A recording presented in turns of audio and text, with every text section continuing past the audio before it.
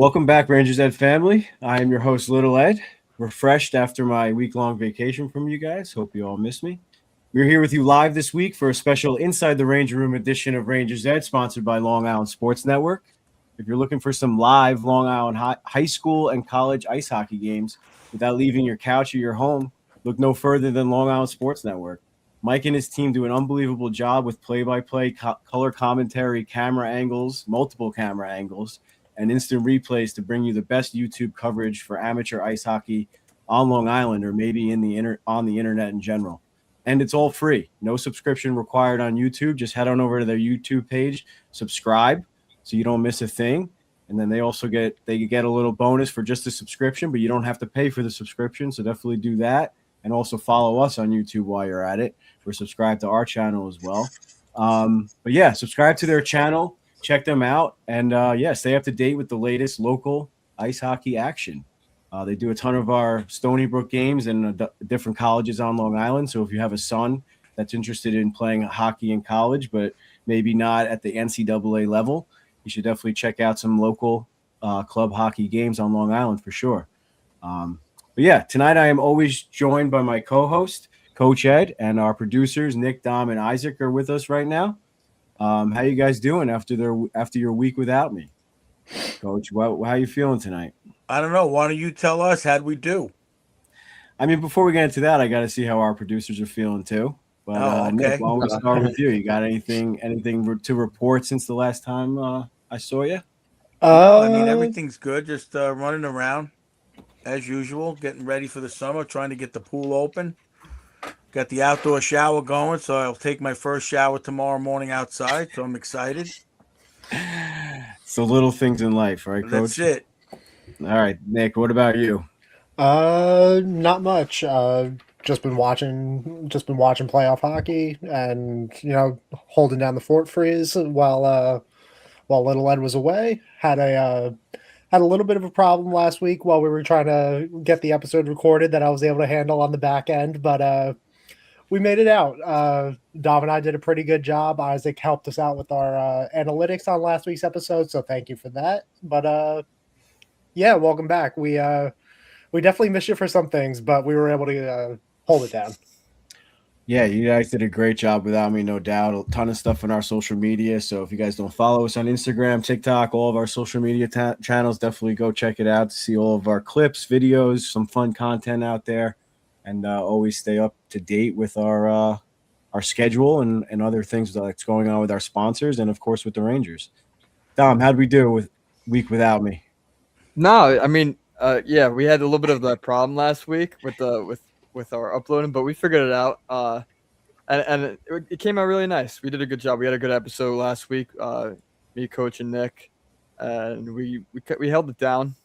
Definitely missed you, but I think we did a pretty good job, no doubt. Isaac helped us out a lot with some really good stats. And I don't know, it's just been watching playoff hockey, not doing too much, getting ready for summer. That's it. We got an exciting Stanley Cup final, which we'll definitely touch on a little bit in Coach's Corner at the end of the episode, no doubt.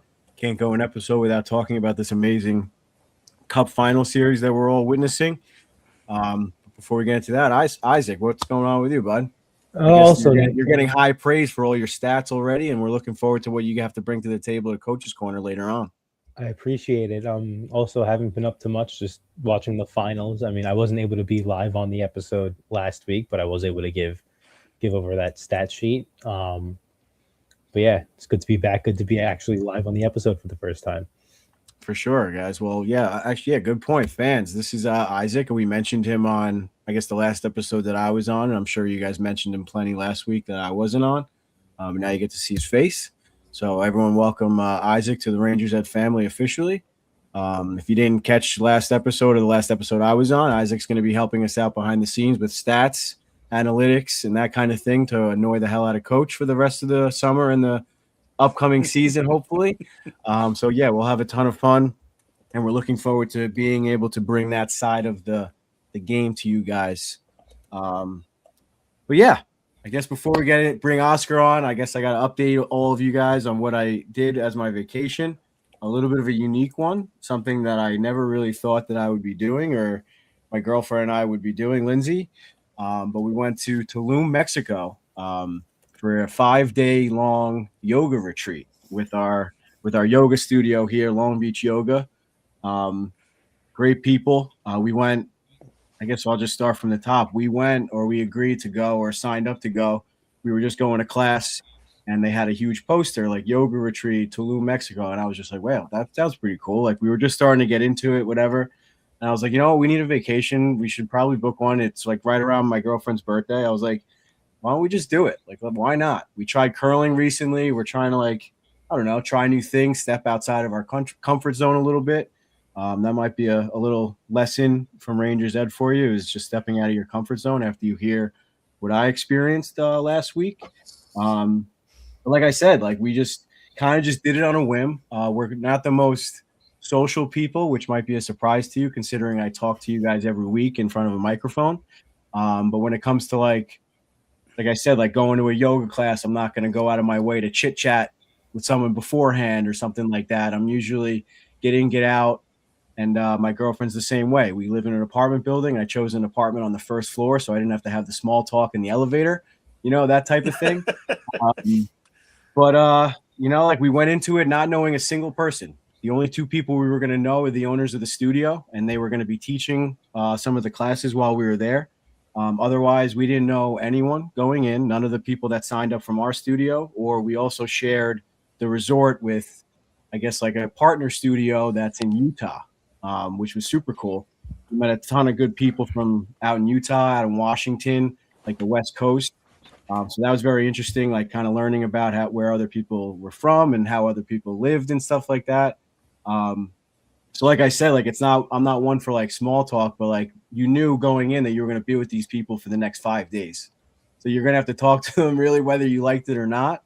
And it kind of cut the small talk out. It wasn't like, oh, it's beautiful weather. It was more like, where are you from? What do you do for a living? How often do you do yoga? Like, when did you start yoga? It was like the important questions. Yeah. Quick shout out, universally found in the chat. Yeah, I met a ton of good people. And like I can't say it enough. Like all the people that we met, they were just so good to us and so nice. And yeah, like I said, they're from Utah, so I was asking them all about the Mammoth and if they were fans. So like shout out to those people and just making us feel welcome and just being super cool. And like we just had a chance to like be ourselves and just like tell them about where we were from, our story. There were people out there that were divorced, that have kids that just wanted to get away because they needed a restart or a reset, just like to be alone for a week.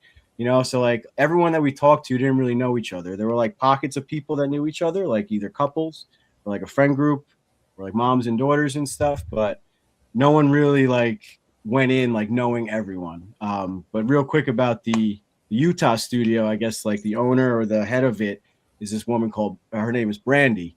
And she actually trains like all of like the teachers or most of the teachers that teach at my studio, and like she trains yoga teachers from around the world, around the country. And I found out while we were there that she's actually a world champion in yoga. So, and she also trained a girl that was there as well that was also a world champion. So like right off the bat, we were like blown away. Like, this is crazy. So like we were going into classes, like watching this girl do things that it was just like mind boggling how like the human body can even like bend like that. It was wild. But like on that subject, it was kind of not intimidating, but we didn't really know what to expect. Like you were given a schedule with like all the classes on it. But you didn't have to like do everything. You didn't have to do any of them. They made that very clear. Like if you could only make it halfway through the class, like just take a seat and watch everyone else and learn and try to figure out how you would be able to do it or whatever. And like it was just like a very laid back environment where like you just didn't feel obligated or forced to do anything. Like even if you go on vacation and you go to a resort, like an all-inclusive resort, there's always people trying to sell you on something. Like, hey, you want to go on this excursion? You want to come dance by the pool? Like we have bingo at 7:00. You got to come. Like all the BS. Like it was none of that. It was like, here's the schedule. Come to whatever you want to come to. Don't come to anything. This is your resort. It's free to do whatever you want. So I guess while I'm talking, I'll play a few of the videos that I queued up here, just to get an idea. We stayed literally in the middle of the jungle in Tulum, Mexico. The resort was called Dora Resort. So that's basically, this is what we walked into, like right off the bat, right through the gates. That little hut or that little place right there was one of the apartments or one of like the dormitories, whatever you want to call it. The dining hall is also like right there in that building. So every day we had 3 meals a day, breakfast, lunch, and dinner, obviously. And it was between like whatever, 9:30 and 10:30. And then lunch had a specific time and you were served the meal. Everything was completely fresh. This was breakfast. So you could see like all the fruit that they had for us every single day was like pretty much picked like right off the property. Fresh papaya, mango, pineapple, fresh juices, different juices every day, like protein pancakes, banana, like you name it. It was crazy. Very blown away by the food. We didn't really know what to expect with that either. But everything turned out to be fantastic. I'm sure Jess in the chat can back me up on that. And yeah, she turned out to be super cool being a hockey fan, being a Ranger fan growing up, and lives out in Utah now. So like I said, just great to connect with those type of people. And then like on the resort, there was this cenote, right? So all around Mexico, there's these like little like freshwater pockets like in the earth that was like carved out like millions, whatever, thousands of years ago. And now they're just like these little pockets of like fresh, the nicest, like most refreshing water you could like be in. So this was super cool. This was right next to our pool, like on our property. So you could just go in this whenever you want. We went in it the first day just to check it out. There were bats flying above us. There were like fish swimming around. That was pretty crazy. And then, like I said, I mentioned the pool, and this was on our property to use whenever you wanted to. So like in between classes, right after class, you could just jump right into the pool. It was pretty incredible. They had a nice little like bar area to hang out. They were serving smoothies and like fresh coconut water, like right out of the coconut and stuff like that. It was super cool. And then, like I said about the classes, we ended up doing 3 classes a day, which I don't think I've ever worked out that much in my entire life, at least in one day. Which I guess I wasn't really expecting or didn't really think I had in me. But we did about 3.5 hours of yoga a day, which was pretty crazy. But it was fun. It was super fun. And like I said, like you weren't like pressured into doing any of the classes at all. And then on Friday, but it was like spaced out. Like I said, like there was like downtime in between the classes to go get breakfast, obviously, to sit by the pool for a little bit, shower off, get changed. Obviously, we were sweating our asses off in the 90-degree humid weather in Mexico. But it was cool. It was great. And then on Friday, they had a block off on the schedule of like excursion day. So like they wanted everyone to experience like the vacation part of it, of course. So like you had a chance to like take that day to book an excursion as part of the trip. So we decided to go check out some of the Mayan ruins, which was pretty unbelievable. It was unbelievable. So we hopped on a shuttle. This guy took us. You got to hear how he sounds for a little bit. Astronomy information, society information, mathematic information, because they saw in the codice, in the code, they saw a snake. So this guy, he was very knowledgeable, but I didn't find out till after the fact that in order to do these tours or to work for this company or to work at this like landmark or historical area, they also had like a museum and stuff. You actually have to go to school and take a recertification every 2 years to be able to be a tour guide over this one. So this guy was super knowledgeable. And here's some of the Mayan ruins. This was like the temple or part of the temple, I think, if I'm not mistaken. It might have been like the tax center. One of the buildings was like the tax center where they went and like had all the accounting and everything for the city. Another one was like the temple where they did the sacrifices and stuff. It was crazy how long these like ruins have been around for, like thousands, maybe even like close to 1,000,000 years or whatever. It was just nuts. It was super fun or super cool to learn about. And it was just like everything that they talked about, like just made sense. They had the map of it. They had like the way that they used to live and stuff. So they decided they were so smart, or like it made the most sense that they built this city right on the coast, like of Mexico. So right where I'm standing now taking this video, guys, if you're not on YouTube and you're just listening to me on audio, I'm sorry, but you should head out over to YouTube to see these videos. I'm going to be posting a little bit more on my social media, so definitely check that out. But from where I'm standing is like right next to like the main like overlook of the city, like where the king would have lived. So like he has the whole overlook of like the ocean to see if anyone's coming, like with all of his soldiers or whatever. And then behind me is like the entire city. You could see like all of the buildings from like where I'm standing. So like everything that the tour guy was talking about, it was just like, damn, like that, like, yeah, that makes sense. Why that they would do that. And like there were like little clues around that, like it was clear. Like part of it, they told us like how they made the cement by dyeing it with different flowers. So like some of the concrete was like red with like old handprints on it and stuff. And the guy was like, yeah, those are the original handprints. Like they were just doing that like art or whatever. And I was just like, that's just crazy. Like literally like Thousands of years old. thousands. It was unbelievable. So we're super happy we did that. And it turned out that a lot of the people that we were with decided to do this one too. There were a few other options that we could have done. And it was just super cool. And then the last stop on this excursion. So quick story, me and Lindsay love turtles and love, like, we've always wanted to swim with the sea turtles or actually even see them. I've never actually seen one in the wild or whatever. So that was one of the options going into it. I was like, damn, that's really tempting. But like the Mayan ruins, I don't know. That's a tough decision. And like I finally landed on like the decision to be like, all right, we could probably go swim with the turtles maybe in like the Bahamas or something, like on another vacation. We might not ever come back to Tulum or go see the Mayan ruins, you know?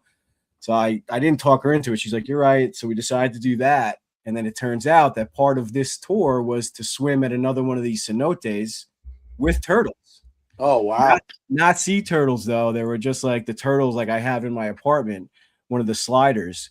So we were able to get snorkel masks. They gave us a life vest, and then we were able to just swim in this cenote or cenote. I keep saying cenote. That's like the English way to say it, but it's cenote. Um, and like there were just tons of little fish swimming around, and none of them bothered you. None of the turtles bothered you. I guess they're just used to having people around. And that was just another cool thing. We're able to snorkel all around this area that you see here. And then like through one of the caves, there was a whole nother area. So we were in there for like, I don't know, maybe like an hour and a half, maybe. Just swimming around, just yeah, it was just super cool. That was just part of the excursion. So it worked out that we were able to do that. And that was a big highlight of the week for sure. And then by then we were pretty pooped. We woke up Saturday, hung out for a little bit, and we had to hit the shuttle and head back to Cancun, where we flew out of, back home. So, All right, so that whoops. shows that my outdoor shower thing is minimal compared to what you did for the week. Yeah, so I didn't show our room. I skipped over that by mistake, but this was like where we lived for the week. So we had like 4 rooms that were like roommates, I guess. But one of them had 2 friends that were in there next to us. This one girl owned a studio in Florida that was down here where I'm looking now. And then another like 2 older ladies that were friends from Long Beach were in that one. So this, we all like shared the common area, the kitchen, which we never really used. We had all the food provided for us. But we hung out on the couches in the common area and watched the Knicks games both nights with a bunch of people. So that was super fun. We watched one of the cup games out by the pool. That was nice. Hung out for the night over there. So it was just cool to be with people that were like-minded and wanted to like do that kind of stuff, because they had like the tea ceremonies and like the yoga, they had like a local Mexican band come in that does like the spiritual chanting and stuff like that. So like you had opportunities to do more of like the quote unquote yoga stuff, or you could just chill out with your friends and watch the Knick game if you wanted to. So like I said, it was good options. But yeah, stepping into our room here, it was pretty good. We had a little key code. Everyone had a personal key code given to them before. Everything was super safe. We never felt like our stuff was going to get stolen. The rooms got cleaned every single morning with fresh towels and everything. Obviously, the toilet and the shower pretty close together with no door. That was interesting, but it was fine. It was very nice. No buffer zone. Yeah, no buffer zone. The shower had great water pressure, good temperatures, and the rooms were air conditioned. So this resort had like different levels that you could do. Like you could really like camp out or whatever, and they just put you in like a little hut in the middle of the jungle where you can get like this is kind of like the middle of the ground, I think, thing that we could have gotten, or we could have got like an even bigger one, like on the other side of the resort where like the owners were staying and like some of the teachers and stuff.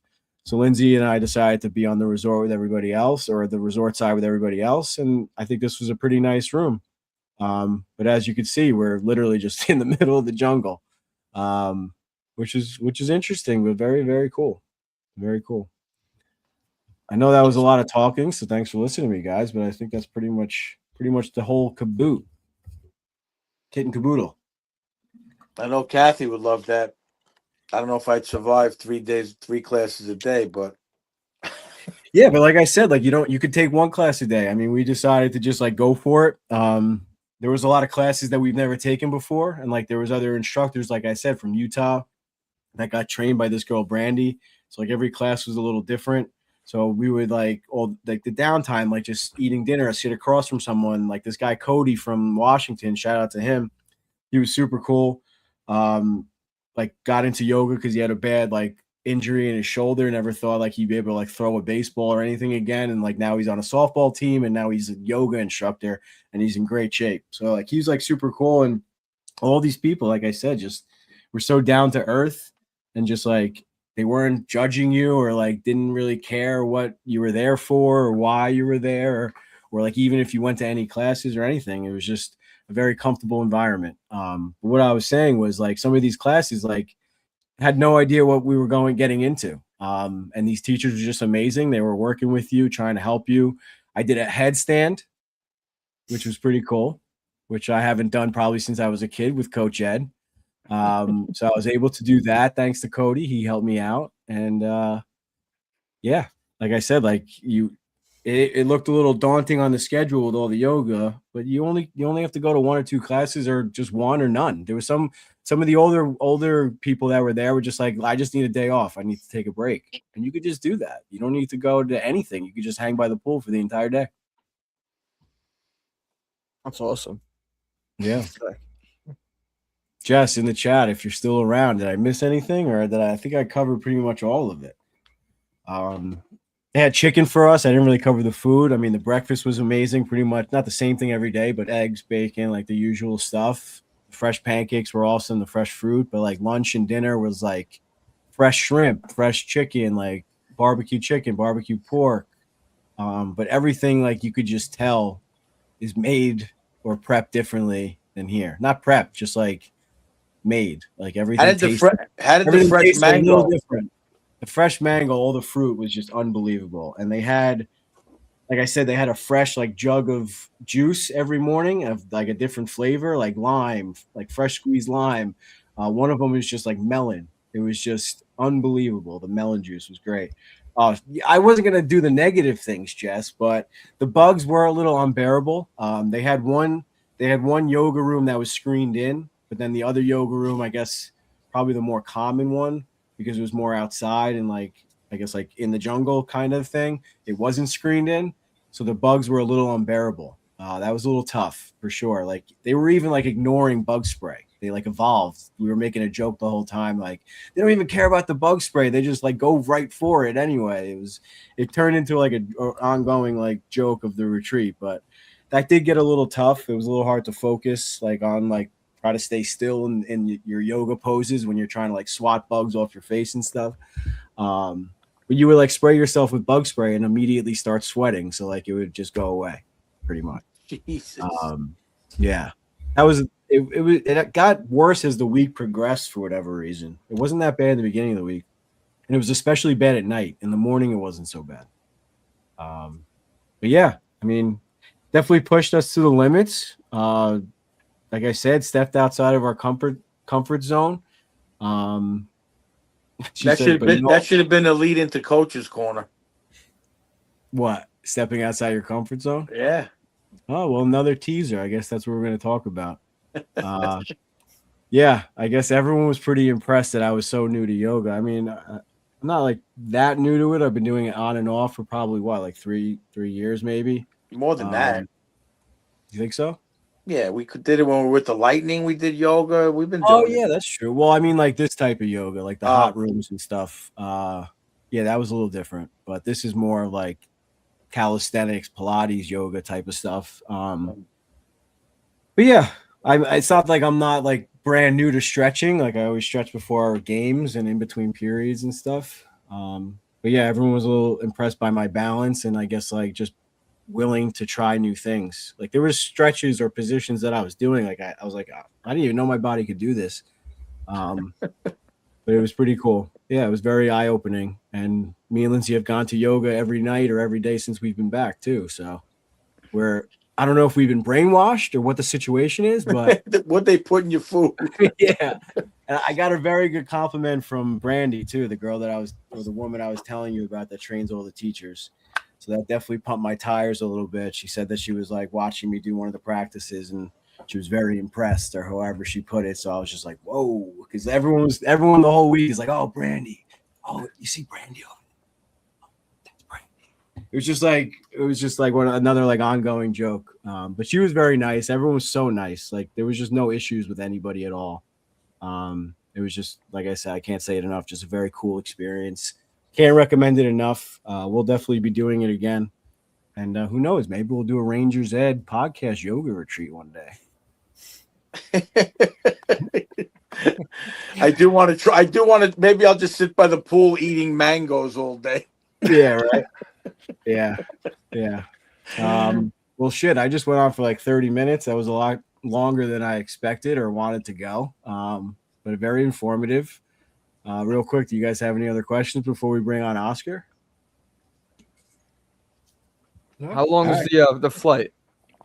The flight was like 3.5 hours. We had to fly into Cancun. But then we had to take we had to drive like an hour and a half to Tulum, which was a little rough, but it was fine. You do a little sightseeing while you're driving. I wrote down some names of concrete plants, so maybe my next trip to Tulum will be paid for by my clients. But we'll see how that goes. But yeah, that's pretty much it. I really just can't say enough good things about it. Very glad that we did it and experienced something new. Made a lot of good friends in this area. Made a lot of good friends across the country.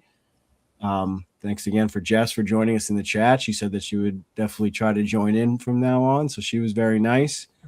Yeah, let's go Rangers. Let's go Utah, Jess.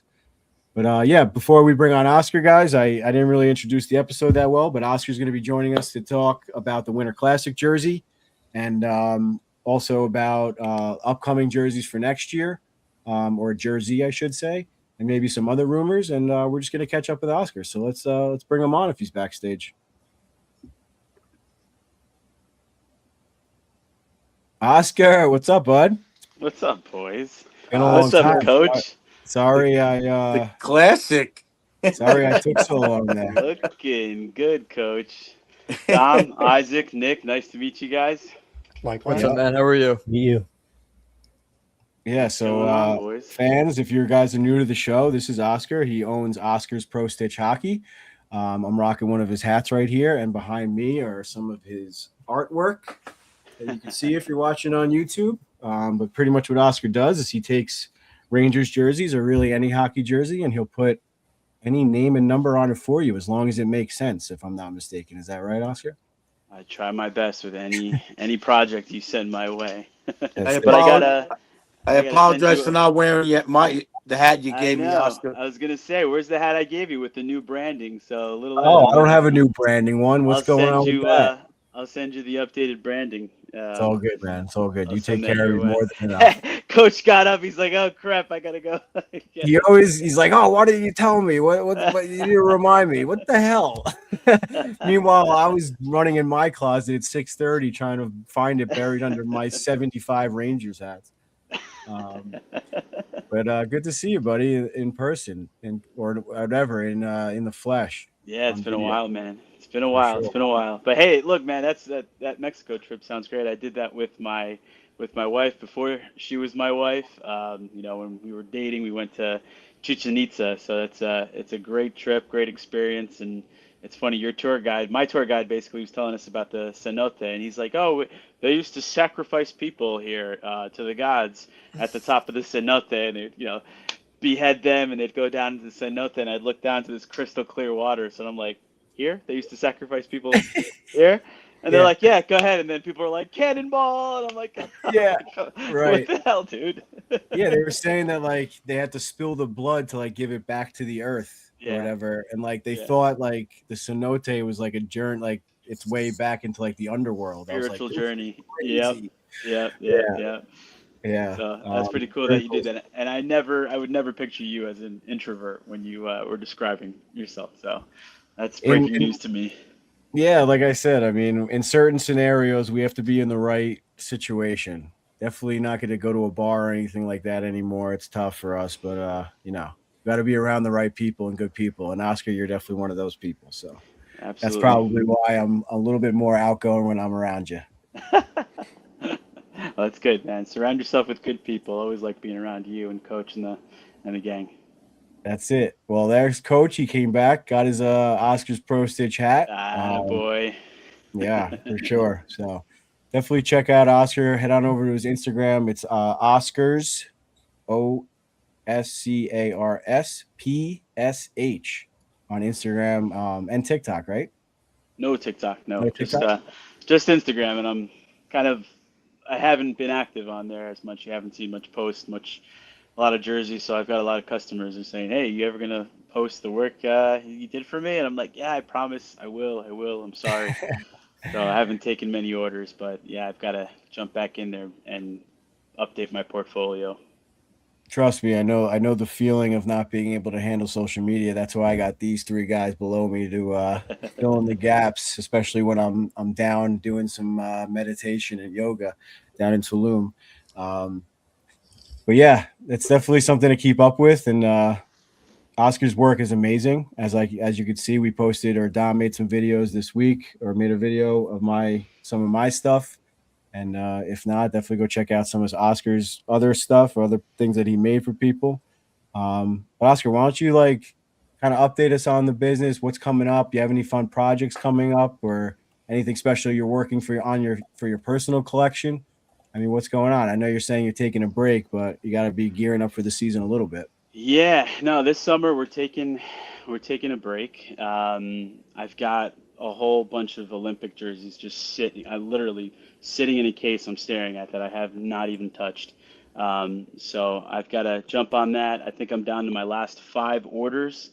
One of them being Sebastian out in Germany, who is giving me shit every single week. He goes, "Come on, dude, where's my jerseys? Like, let's go. I need to get this." So he's one of 5, working on a really cool bomber jacket that I've got to wrap up for a customer, and then just a couple really cool projects, a 9/11 jersey and a bunch of Panthers jerseys for a customer. But I haven't taken any new orders, just kind of wrapping up what I've got here, and then I'll be going through my bins and maybe doing some fun projects that I've been wanting to do. Like I wanted to do my own take on, my own spin on an Olympic jersey. So, yeah, I'll dedicate probably this summer to not just finishing what I've got to do for some of our followers and customers, but do some fun stuff. But I know this episode's a little late. We wanted to get together after Winter Classic, but things got a little crazy with the trips to Florida and everything. Yeah. So,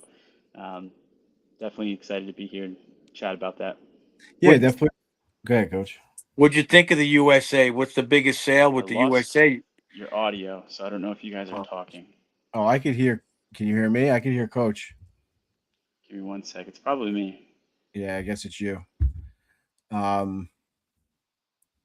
Yeah, I wonder what his biggest sale on USA jerseys are. If he's doing Yeah, a so lot he of them or anything. definitely. I think he made a Trocheck. I'm pretty sure he had, made a Miller. How about now, Oscar? We good? Yep. Yeah, I got you back. Yep. I think All right, it's me. cool. So Coach asked you. No, now I don't hear Eddie. What? Can you hear us, Coach, or no? I can hear Coach. I can hear you, Little Ed. I guess Coach can't hear us. So Coach was asking you, what's the most popular USA jersey, or what's the orders you've been getting as far as Oh, playing. Jack Hughes. Yeah, Jack Hughes is the golden goal is what everybody's asking for.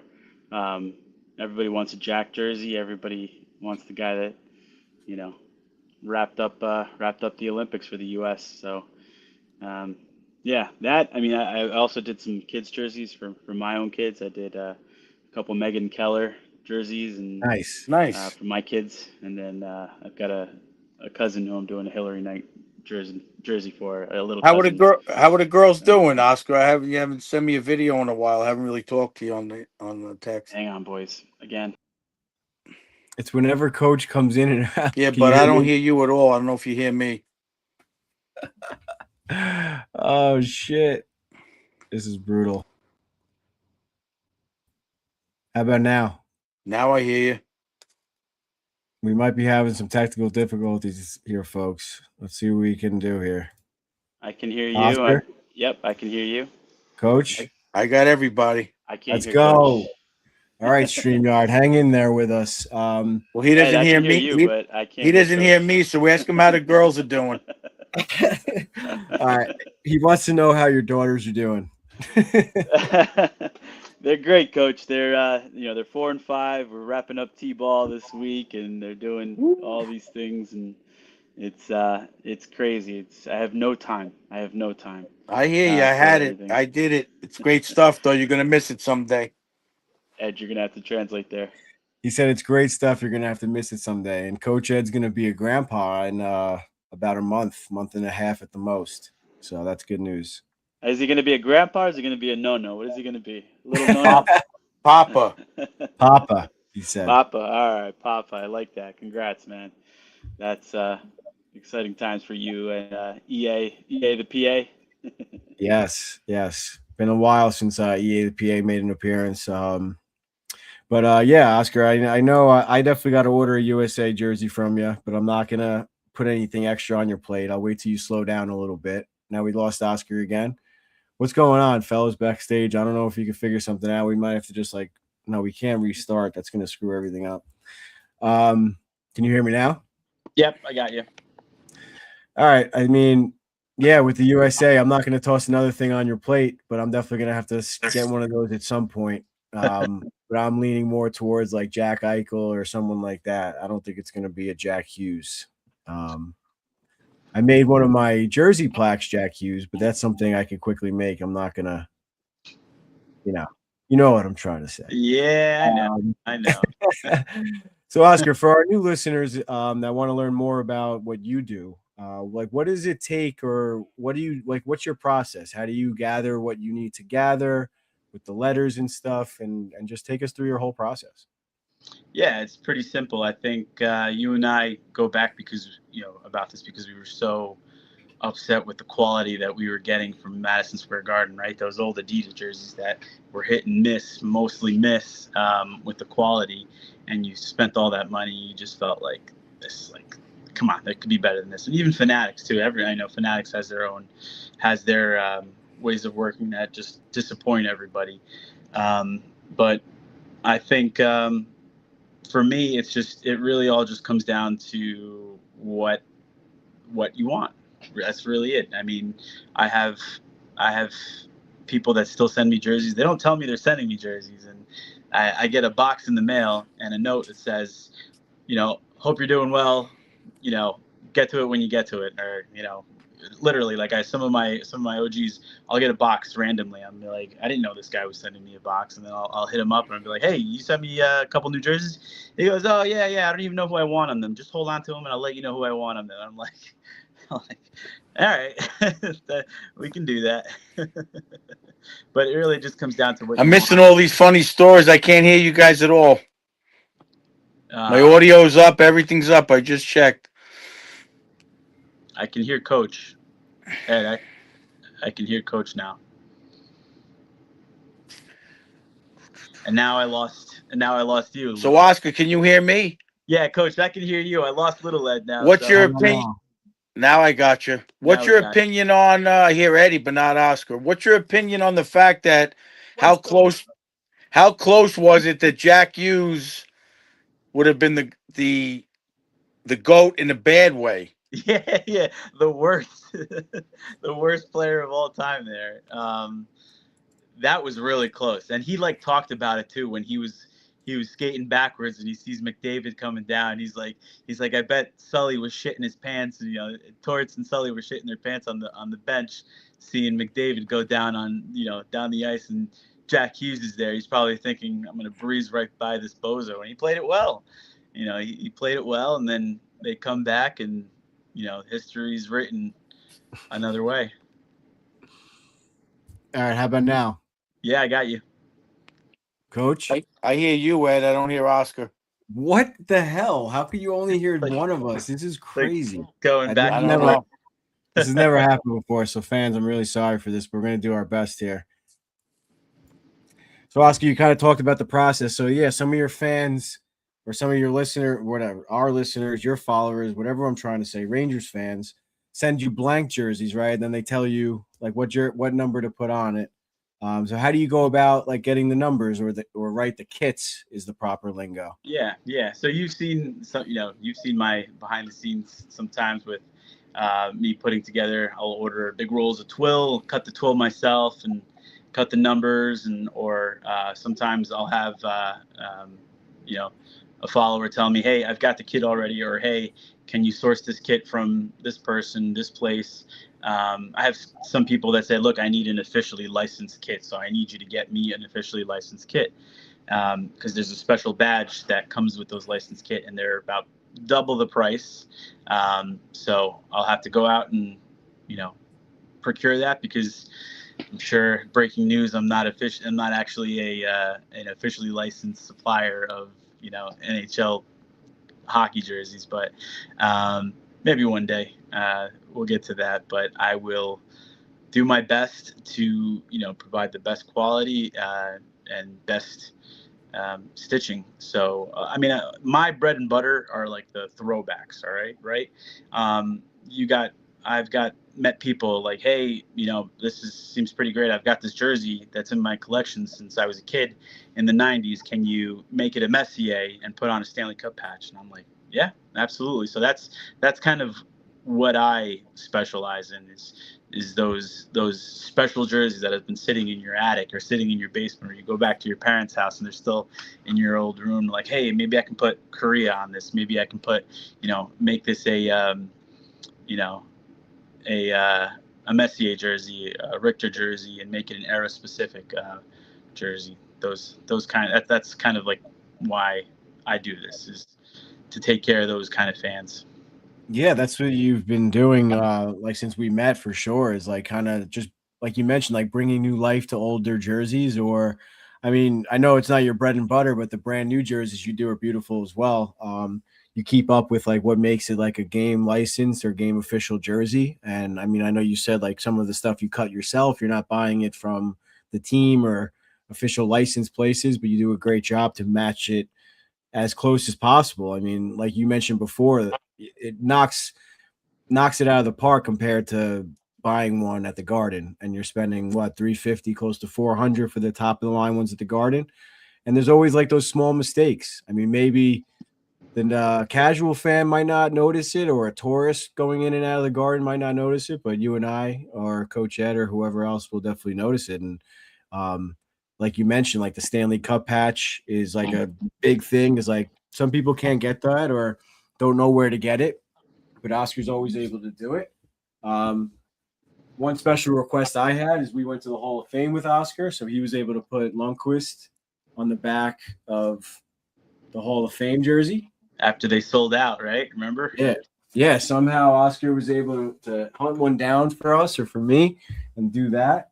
And then, like I said, with the patches, I mean, I didn't get this jersey from Oscar like close to Lundqvist night, but he was able to get the patch later on and toss it on my Lundqvist that he made for me. So we even like got the jersey that Lundqvist would have worn, like that era or that model, and threw it on. Or I guess that was probably the model of like the retirement night. Retirement night. Yep. Yeah. And then, as you guys can see behind me, if you're looking on YouTube, I got my Trouba reverse retro. I got the Game 7 patch on the Centennial, which You might not even get that at the Garden on some of the jerseys. Yeah, they're not for sale. Those are not for sale. Yeah, and then my Laffy Stadium Series, which some of the Stadium Series jerseys, you didn't even get the Stadium Series patch on it. And Oscar's always going to do every fine little detail he possibly can. And I mentioned it in my video, but that's also why we're good friends, Oscar, because no detail, no stone is left unturned when it comes to detail. Yeah, we haven't talked since I was able to, in our social media. So everybody that's followed, we went up to the Hall of Fame together for Hank's retirement night. That was probably one of the greatest weekends I think I've ever had in my life, and that was nuts. But you remember his jersey? They had, he was on the play. Was it the Playmakers? I think. Yeah. And the one jersey that sold out as soon as we got to the store, that completely sold out. We were all pissed off. I was able to snag. So he's got hidden in the back of the shop, hanging from the back electrical wire. The red and yellow one. That was that's beautiful. So I was able to get myself a blank, and then we made it into a Hank. So now this is like one of my prized possessions now, because to say that you were there for his induction ceremony and his Hall of Fame game is pretty special. And I know you guys feel the same way. That was a pretty special weekend for all of us. Don't wear that jersey when Kathy's at the game. I can't hear Coach, so you got to tell him what he said. He said, "Don't wear." You know what? Don't Coach, wear that. Not going to hear you any better if you yell. Don't. Tell him don't wear that jersey when Kathy's at the game. She'll put a pin on it again. Yeah, he said, "Don't wear that jersey when Kathy's at the game. She'll put a pin on it again." Yeah. I still got a scar from that. I'll never forget the look Oscar gave me. He just turned his head and looked at me because I knew exactly what he was thinking. He said he never forget the look that you gave him after the fact. He just smiled. He just smiled. He's like, "Are we able to figure this problem out, fellas, backstage there, please?" I think it has something to do with my phone, Ed, because I keep switching back and forth to settings with speaker, and we are trying. I'm so sorry. I got you. No, you're good. Coach, try leaving the studio completely and just clicking the link again from your email. Try just logging off completely and coming back. Oops, I don't want to leave. I want Coach to leave. So yeah, Oscar, you figured that weekend was unbelievable. Now I got nothing. So many laughs, so many good times, meeting a ton of good people, kind of similar. Not as good as my yoga trip, but up there. No, I'm just kidding.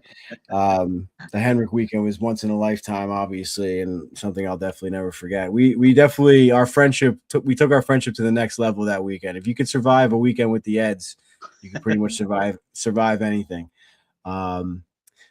But I guess before we move on to the Winter Classic, like, what was your most unique order that you've had? I mean, obviously you might not have to show us, or even if you have something unique you want to show us, that's not other than the Lundqvist one, but what would be like your most unique thing or weirdest jersey request? Maybe one that you refuse to make, if you will. No, I think unique and special is our good friends down in Tennessee. So Megan and Michelle. I recently did a jersey for Michelle. Megan hit me up. So I did a brand new Hockey Fights Cancer jersey. As you know, that's like the one that I hate to make, but it was very, very emotional, very happy that I was able to make that and put Survivor on the back for our friends down in Tennessee. So I know Michelle will probably see this later and Meg will see this, but definitely sending love their way. My girls love them. We get a package. We still get a package to this day of cookies and stuff from them. We love the Twins, and that to me was the most recent, special jersey that I was able to make. I haven't posted it yet. I haven't been able to post it yet. Obviously waiting for permission from them to post it. But it was, definitely an emotional one, a special one that I can't wait to add to the page. But yeah, the portfolio there. Shout out to Tennessee Meg and Tennessee Shell or Tennessee Michelle. Michelle's a survivor of cancer. They're great people. They're the Suitors twins, Suitors Sweet Treats. So if you listen to our regular episodes, I definitely give them a shout, pretty much every single one. They do the custom cookies and the custom cakes and different things like that.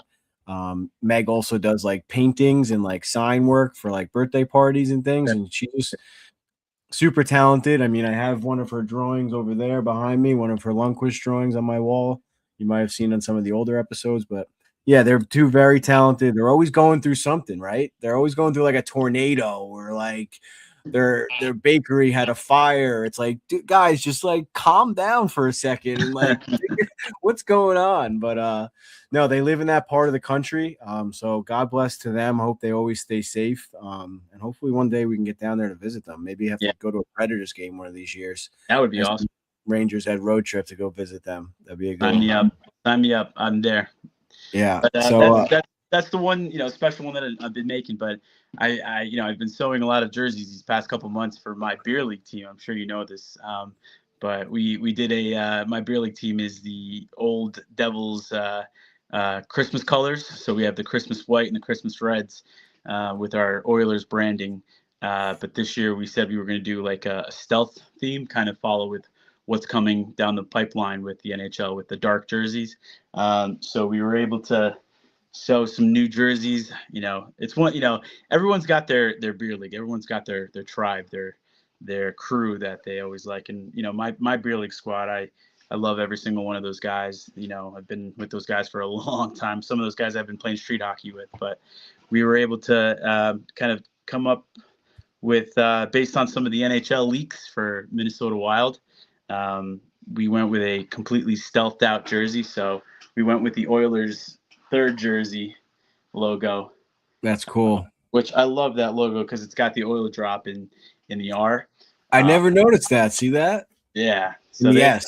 In the S. It's a great jersey, and I was able to, it's fully dark, blacked out. It looks shiny right now in the light, but when you're on the ice, you can barely pick out a number, So if you hit somebody, you're like, oh, anybody catch his number? No.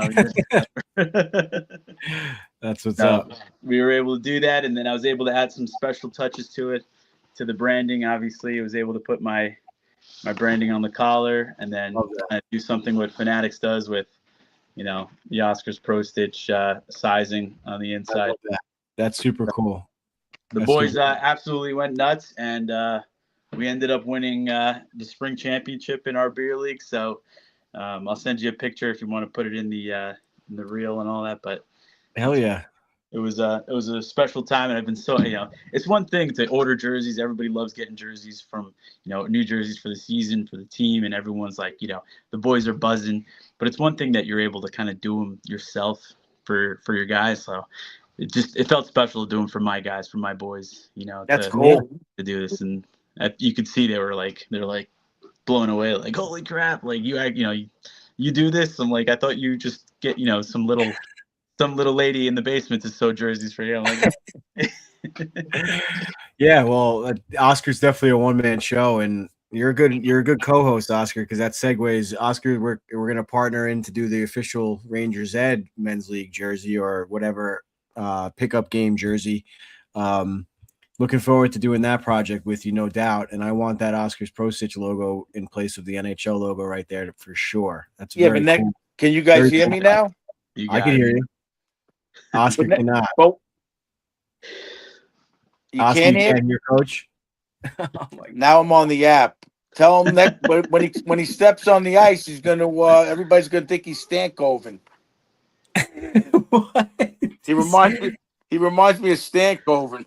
He says you look like Stankoven. When you get on the ice, everyone's gonna think you're Stankoven. Yeah, right. Yeah, that's funny. That's funny. Yeah, dude, that's super cool. I love those jerseys. So you teased it a little bit for the upcoming stealth jerseys for the NHL, but we'll get into that in a few minutes. And we're definitely looking forward to, like I said, teaming up with you for the Rangers Ed jerseys. Definitely got to get that going sooner rather than later, but both of our plates are pretty full right now, so we'll get it going, no doubt. But let's get into it. Why don't you bring out the Winter Classic jersey if you have one for us? Yep. That's what, like I said, like Oscar said before, we wanted to bring him on a little closer to the Winter Classic to discuss this one. But that's just how the cookie crumbles sometimes. So better late than never. The Winter Classic jersey was absolutely beautiful. I think they did a great job with it. Kept it clean, kept it basic. So Oscar, why don't you bring us through the details of it, and maybe and who was your top player Winter Classic that you that you Mika. got orders for. Without a Mika? doubt, Mika. You know, Definitely. that hat trick was pretty special. But I mean, you were there for how special it was. I was a couple miles south from you guys. I didn't get a chance to make it to the game, but I mean, I think we've all seen how special the jersey was. A little disappointed in the front. Obviously, everybody was like, it's just the Centennial jersey, reversed. Right? Yeah. So, but I think the coolest feature that everybody kind of picked up on and took away from was that apple, right? That apple was probably the biggest, eye pleaser that everybody said. So much so that they added them to the practice jerseys. A month later, every single practice jersey at the Garden at the training center had the apple on their jersey, on their sleeve of the jersey. So it made me think like maybe they're going to try to embrace this logo going forward down the line with some of the new alternates that are coming down. So I mean that one alternate that Coach and I absolutely hate, I don't like it. the shield one. Not much thinking, not much design went into that one really. I mean, they quietly kind of paused it and discontinued it for the Centennial season, where we got our Centennial baby blue jersey that came out, and then we had two new jerseys, right, your Miller. So that that replaced what we had with our third alternate, and then we had this bad boy, which I was really, really disappointed that they didn't try to wear this one more time, either on the road or at the Garden, like some of the other teams have done in the past. Where Florida wore their Winter Classic jersey, I think, 2 or 3 more times after that. And Tampa wore their Stadium Series jersey a few times. Yeah, and it's funny because everybody talked about the color rush, the rivalry between the different clubs, and we saw the Panthers against Boston, and it was the first time a Stadium Series jersey, or second time a Stadium Series jersey was worn against a Winter Classic jersey, which was awesome. I think the last 2 teams that did it was like St. Louis and maybe St. Louis and Minnesota, possibly, that played against each other, and they wore their special Winter Classic Stadium jersey. So it's a shame we didn't get that again. Yeah, I'm with you, and that was actually one of the questions I was going to ask you for next season. But before we get into that, like, am I thinking of the Centennial jerseys? Weren't there a few other Easter eggs on the Winter Classic jersey, or is that just the Centennial? Well, the Centennial, that apple was the big thing. They didn't really do much, do anything else other than like the hanger effect, which not really much. The hanger effect, all you got was the Winter Classic being so there, and then the location, of the Winter Classic at the bottom of the hem, where it basically gave you the date and South Florida. But I didn't know that was on there. That's pretty cool. Yeah, other than that, we didn't see anything really else. I mean, the Winter Classic patch itself was amazing. So, shout out to Greg and his team. Greg did an amazing job this season on that patch. But in terms of the Centennial, the big thing that everybody kind of saw on there was the apple, how much they loved the apple, and right at the bottom of the jersey. But yeah, no, other than that, and then the hanger effect on the Centennial. So wasn't really anything eye popping. They could have done a little bit more. I mean, I love the old school crest, like the Winter Classic crest that we had in 2012. That was one of my favorite crests. I would have loved to seen that style of crest on one of these jerseys. But they decided to go with the word marking because of the 100 years ago. That's what we had. We hadn't had the shield on the jersey. Yeah, I think that makes sense. And another teaser, I think that's the design we're going to be going for with the Rangers Ed jersey. So if the Rangers aren't going to bring it back, we will, Oscar. We will. I mean, I guess that you say that it was not boring, but I guess it was just like the Rangers in reverse. But I don't know. I liked it. I love the colors. I guess, the crest would have been cool with like that baby. They could have used the baby blue crest, the Centennial crest. It wasn't like it was like a lighter blue on the Centennial crest. Yeah. That would have matched and went with the cream and stuff. It would have been nice. But Yeah. maybe that could be your project. Maybe you can make an alternate universe Winter Classic jersey. I lost you now. I mean, I got to disagree with him. I like both of them. We can't hear Oscar now. This is crazy. What's going on with Can you hear me? StreamYard? Can you hear Now me? I can. Yes. All right. Awesome. Yeah, one more time. You were kind of going in and out there. I was checking my connection here. No, I was just pretty much reiterating what you said. I mean, it was a little boring. The crest would be nice, but if the Rangers won't bring it back, we will. That's it. Yeah, I like that. But Coach was saying that he disagrees with you, Coach. So go ahead. I mean, I like both of them. I like I the can't way hear, Coach. I like the way they kept it simple and the New York and the Rangers on each one. I think that's the way that's their history. Yeah, Coach says he likes the history of it. They kept it simple, but not everyone was born in Coach's era. So maybe the younger. Yeah, the what did younger those crowd- what did those jerseys sound like on the radio back then? All right, Oscar. Thanks. I mean, it's never too late to order a Winter Classic. I personally don't have one, so it's on my list, and I will be getting a Mika because my tradition or the way I like to get jerseys is I like to get them like specifically for that time frame of like it makes me remember like certain things. Like I got Trouba on the reverse retro because that's when he threw the helmet. So like when I look at that jersey, I'll always remember he was wearing that jersey when he threw the helmet. You Obviously, yelled at everybody, Miller. wake up. Yeah, Miller first year as captain. I got him on the Centennial, so I'll remember that this was the year he was the first as captain. Laffy, in my opinion, started the whole rally for the Stadium Series. He drew that penalty. He had an outstanding game in the Stadium Series, so I got the Laffy. So Mika obviously had an outstanding game for the Winter Classic. I can't go wrong with a nice Mika's advantage at Winter Classic, but we'll be on the hunt for that. Like I said, Oscar's got a lot on his plate, so it's on our list, no doubt. We'll put it on the list for the summer. Yeah, without a doubt, for sure. But no rush on anything, as always, Oscar. You know, I'm easy. So let's get into the rumors heading up into the 2026-27 season. You mentioned the stealth theme that the NHL is going to go with this year for the third jersey. Well, I love the dark colors and the black and stuff like that. So I think that's a nice little unique thing. And the Rangers kind of had a black jersey back in the 90s. So I think that might be pretty cool. So what do you got?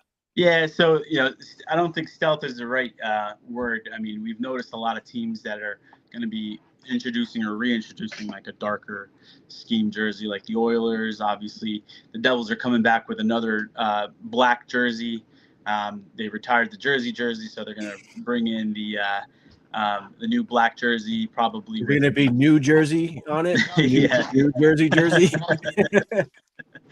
But it's going to be it's going to be pretty cool to see all this new rollout. I think the official name is the hometown remix, I believe they're calling it. So what we used to have is the reverse retros or something like the MLB does with City Connect. I think the official name is going to be hometown remix. So I don't think it's going to be black. Everybody said it's going to be black, but I think it's just going to be a really dark jersey, kind of like Navy dark again. navies. Yeah. Something like that. And I hope if it looks well, I hope they'll do like an older styled kit or a traditional crest, kind of like that 2012 one, but maybe give it a more modern touch to it. So we'll see. I mean, my personal design preference was maybe dedicate the jersey to something in the city that we love, something like the Empire State Building. That would be pretty cool if they dedicate an alternate jersey for the Empire State Building, and it's got some dark colors, it's got some red, some white, some blue, that kind of makes us proud, right, for New York. So that's kind of my hope. That'd be pretty cool. And I was always a fan of the crest that's on the shoulder of the jersey you're wearing. Then the Liberty crest, like the jagged one. Yeah, that was always I was a kid when that came out, so I thought that was cool for sure. That was part of the NYR 2000 campaign. Remember? Yeah, that was my favorite campaign too. It was probably one of the most hated campaigns, and especially with the white Liberty jersey. But it was one of my favorite NYR 2000. I remember going into the city with my parents. Nice. Yeah, going into my parents and then seeing, at the front of the garden, they had the NYR 2000 logo, the Millennium logo there. That was was pretty cool. Yeah, without a doubt. Yeah, so they definitely got some options. I mean, I don't foresee Dolan going like outside the box. Unfortunately, he's a pretty traditional guy. But they got the Apple now. There's a ton of things. They're like a what'd you say? Uh, hometown remix. Hometown remix, yeah.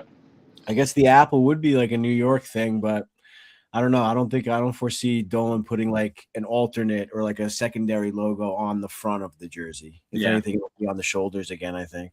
But hey, we could another project for you, Oscar. Start making some what's it called? Some demos or whatever. What are they called? Yeah.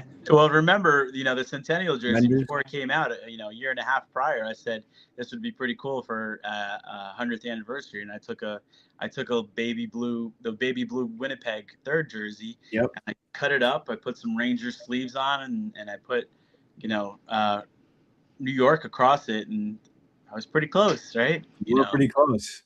Do you have that one, or where's that one? Yeah, I still have that one in the collection, and people were like hitting me up. They're like, "How did you know? How did you know?" I'm like, "I was just a lucky guess. It was just a really lucky guess." Yeah. Until you find one off the back of a truck or something like last time, or a bicycle. I still get questions. Yeah, Coach. I'm sure Coach is like talking about the guy on the skateboard with a trash bag full skateboard. of jerseys. Wait, do we have all three? No, he can't hear me. Oh, he was just saying the same thing you were saying, Oscar. God damn it! All right, we were close. All right, so yeah, we talked about the hometown remix. You mentioned before with the like whatever when the Rangers and Detroit did it when they wore the blue and the red. There were at the time maybe rumors that they would just abolish that idea and not do the home and away anymore, and maybe just let the teams choose or whatever. You think there's any chance of that happening or not for a couple years? No, not. I mean, the only thing I could see happening is they revert the dark home jerseys and bring back white home jerseys just for like a brief period of time for a refresh. But I don't. I was pretty surprised to see that they gave a lot of leeway to the teams this year on jerseys that they can wear. I mean, what we know so far, all the leaks that have been happening have been confirmed. Is Florida's getting a hot pink jersey. They're getting a Miami Vice pink jersey, and the Islanders are getting a white jersey. So they'll be wearing white at home for the first time in a while. They're bringing back the fishermen. So these are only going to be worn at home. I guess that makes sense. The hometown remix thing. It could be worn on the road too, but it would be silly if you wore your hometown remix, when you're in Utah. Well, they would probably do like the hometown remix game, right? The other team, maybe not. We'll see. There'll be a schedule, right? They'll still have their home and aways, and then they'll have their hometown remix. But yeah, I'm curious to see how the rest of the league is gonna follow suit. Coach, you got a question about these jerseys? Well, no, I just had an interesting story I heard at a christening on the weekend. The guy works for the Mets merchandise, and I was complaining to him about how they run out of the merchandise at the games, like the David Wright game, and at the Winter Classic, they ran out of the hockey stick beer things. And he's like, they do it on purpose because they feel they'll never sell them again. He said they only sold like not even 10,000 pro jerseys for the Mets, which I find like hard to believe. Guys, it looks like I'm getting Ed. You're still there. I'm getting network. I really wanted to talk to Oscar about that. I'm just letting. Oscar, can you hear Coach backstage? Because if you could hear Coach's question when you're backstage, maybe that'll work. Yeah, that is interesting. So they only sold 10,000 jerseys the whole season? Something ridiculous like that. I don't remember the exact number, but I found it hard to believe. He goes, how many T-shirts do you think we had for that David Wright night? I go, I don't know, like 20,000. He goes, they had less than 5,000. I'm like, that's not fair. I go, don't you think they would sell them on the internet? He goes, they don't care because like MLB has a contract with the company that prints them, and they were even late getting the stuff. Like they can't outsource it on their own. They have to go through whoever's contracted with MLB, whoever, like the official T-shirt of MLB. You know what I mean? Right. He said they all do that. The NHL, they all do that, and it's one company, and that's it. Whenever it's ready, it's ready. It's like, to me, it's ridiculous. Like I was saying, that Lundqvist night, they ran out of shit. It was like ridiculous, you know. Yeah, they were always running out of stuff. Every event we go to, they run out. It's wild to me. The beer stick was crazy that they ran out of the beer sticks there. It was before the game. Before the game even started. You know, I don't know. I don't Switch understand. devices, Oscar, or switch locations? Locations. I wanted to see if I had a better network connection. Can you hear Coach, or can you hear me, I Coach? can hear you both. Yeah, I just heard you both. Yeah. You got it? Yes, sir. There you are. All right, maybe whatever. maybe it was the dungeon, or who knows? Nobody move. Yeah, Yeah. no one push anything. No one touch anything. All right, we So, got all three Oscar, of them. did you hear what I was saying? I met a guy who works for the Mets in the merchandise department, and I was complaining to him. We went to David Wright night last year, or day or whatever, and they ran out of the patches. I'm running all over the souvenirs, the store. They ran out of everything. I had to run down to get the patch. Like as we were walking out, they had them. I bought 4 of them. You know, they ran out of the T-shirts. He goes, they don't over order. They order like less than 5,000 T-shirts. You got 40,000 people at the stadium. I was like, that's ridiculous. Whose decision is that? That's crazy. And he said, Right. even the jerseys. He goes, how many jerseys do you think we sell? I said, I don't know, like 20,000. He's like, no, it's like less than 10. I'm like, every time you hear the Players Association is they get a share of the jersey sale. So I guess it's not that much money. No. We actually have a professional in the chat, or an expert in the chat. Our buddy Paul works at I always forget the name of where the Phillies play. Veteran? No, it used to be Veterans. Citizens Bank Park, I think. That's where the 2012 Winter Classic was that you keep talking about, Oscar. Yeah. Yeah, our buddy Paul that's in the chat actually works there. So maybe if he's still there, he can give us some insight on why they do that. Because you always see on his stories of him setting up at the games and stuff. I wonder if it's the same way in Philly. But I agree. He said they don't want to overload it. They want to keep it minimal and as like a collector's thing. I'm like, but you still have like how many million Ranger fans do you think there are? 1 million, maybe? You can't sell 100,000 of them. It's like you got to go on eBay. They create like a black market for it. It's ridiculous. I don't know. No, I'm with you. It's crazy. I mean, I understand like the concept of what they mean, but I think they're lowballing it a little bit.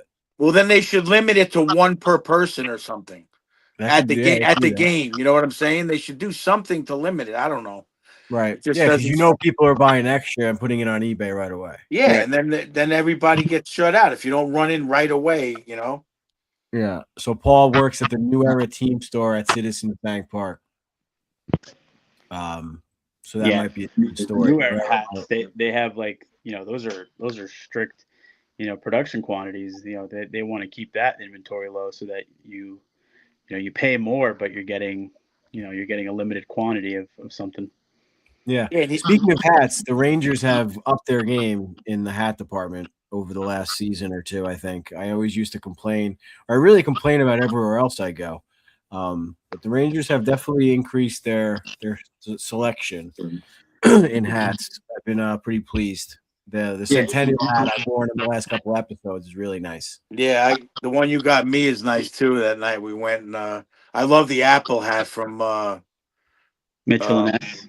No, the Apple one from Trocheck's wife. Oh yeah. Statement threads. I love that hat. I know that's not Rangers, but I just love that hat. They came out with some good stuff this year. I agree. She did. Yeah, she does The a great job. the day of the trade deadline, or the day before, she put up like a sale, like a clearance sale, like 50% off everything in her store. And I commented, I was like, "Are you just trying to get rid of all the Ranger stuff for a reason? Please don't leave us." And she said, "No, that's not the reason," or whatever she said. But like it was like weird timing that she was like having like a blowout sale, like trying to get rid of all of her Ranger shit, like the day that Trocheck was rumored to get traded. But yeah, that is a nice hat. So why we talk? Is Oscar staying on for the whole episode with the Coach's Corner? He's welcome to stay on for as long as he wants, but I got one more question for next year. Will JT Miller switch back to number 10 without Panarin? That's the rumor. I mean, that's the rumor. He's going to go back to his 10, which, He's gonna piss off a lot of people, but that's the rumor. I mean, 10 is his number. 10. That's it. He wore it at the Olympics, right? He wore Was he it. more? He wore 10 in Vancouver when he got the 100 points. Yeah. Then put 10 on his jersey. Maybe that'll help. Maybe that'll bring him back a little. Not that I disliked him last year, but we need points for Panarin, obviously. Yeah. So you think yes, Oscar? Oh yeah, I think he goes back to 10. I think yes. Coach thinks yes as well. All right, yeah. That was the one thing I was wondering. I'm like, we've got a lot of young kids probably wearing different numbers and all that. So I was always wondering. I'm like, Noah Laba, is he gonna take 26 because that's his number? I would, because I want a Laba jersey, but I don't want a Laba jersey that's, what is he right now? 42, 43. Yeah. So I want a jersey that he's gonna wear. Yeah. Our buddy Paul just said that he was number 9 in Vancouver, which is a good call. I think he's right. But didn't he switch? I don't know. I'm pretty sure he wore 10 when he was there. Who got retired? Pedersen's 11. But wasn't there a number that was retired, and that's why he had Horvat 10? No, he was 14. Yeah, I'm not sure. Whatever. Either way, I think he goes back to 10. Main reason being that's what he wore for the Olympics. So I don't see why. Obviously, if he cares, that's the number he picked, right? So I think he goes back. But we got a little bit of a surprise for you, Oscar. Coach Ed's going to finally open your Centennial jersey live on the air. Oh my God. That's been in there this whole time? Yes. That I still haven't paid Oscar for, but I'll get to that. Sorry, I mean, I don't mind. I don't care about you not paying. I know where you live, but open the damn jersey. Come on.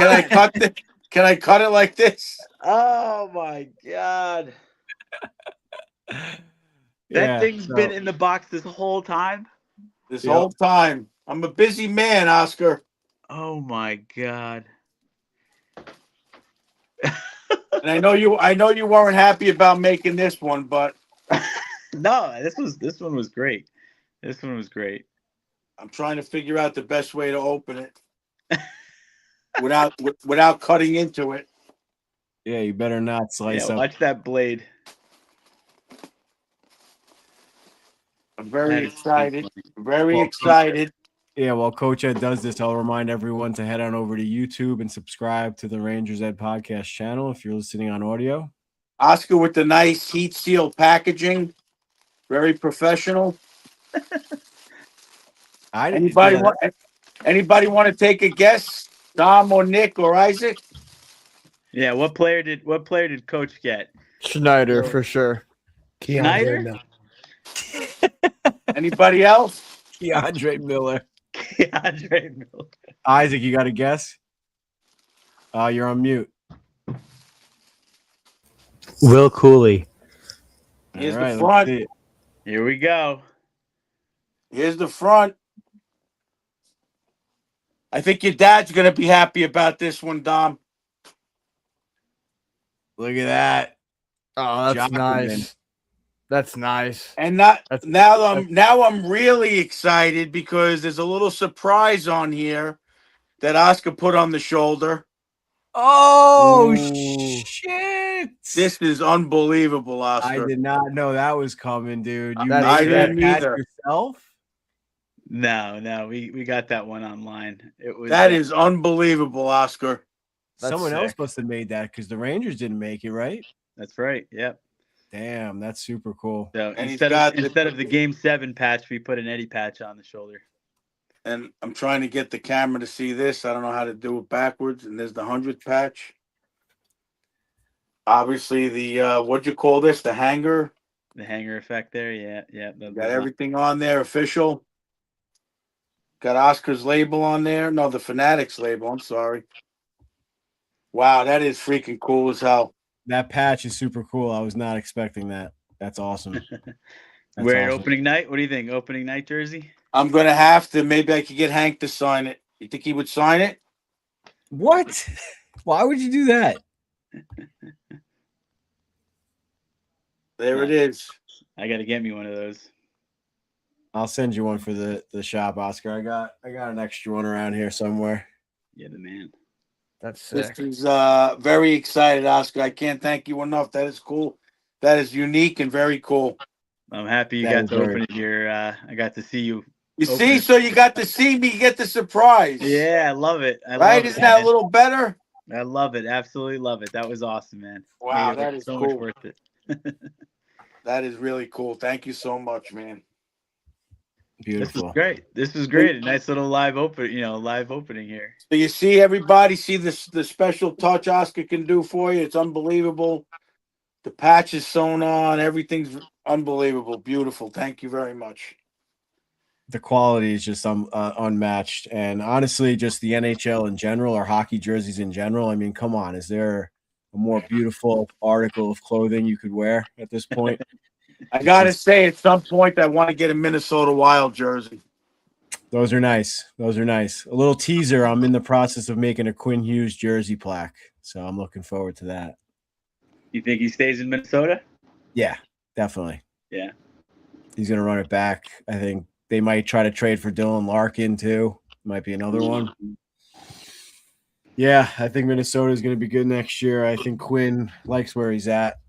I don't see why he would. I don't think he wants to play in New Jersey or necessarily with Jack at all. I mean, I think that whole storyline is just so overblown. Like Jersey fans are like, Nobody oh, wants to.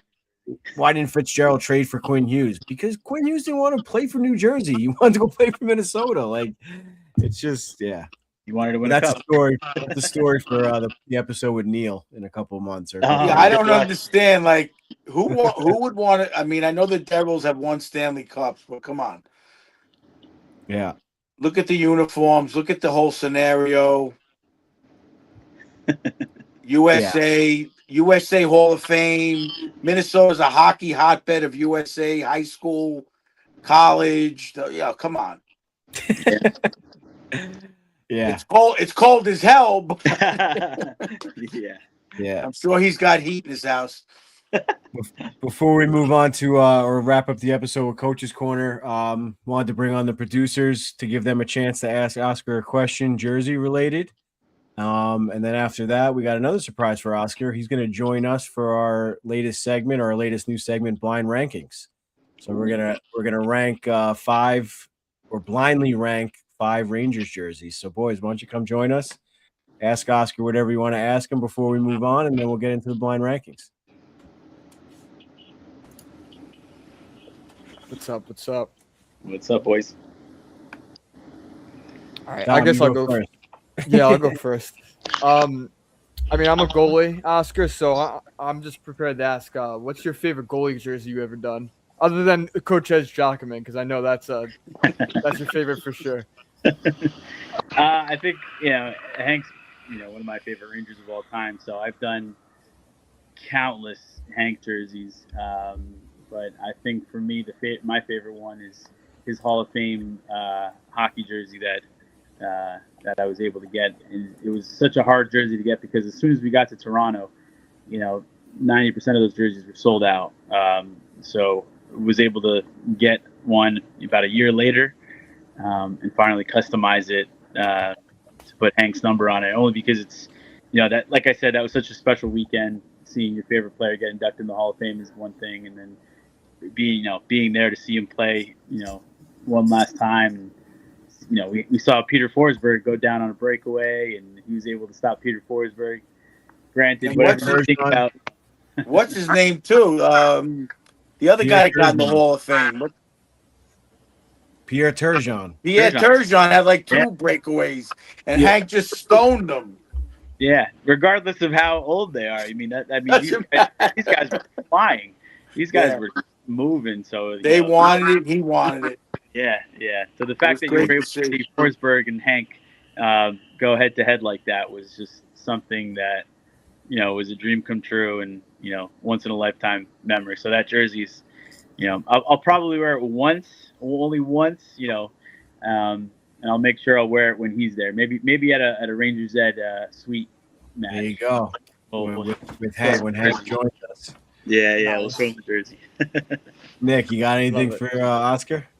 Yeah, actually, I do. I'm kind of curious. What has been your favorite jersey to do so far? The favorite jersey. Like the Rangers jersey, because he just Yeah.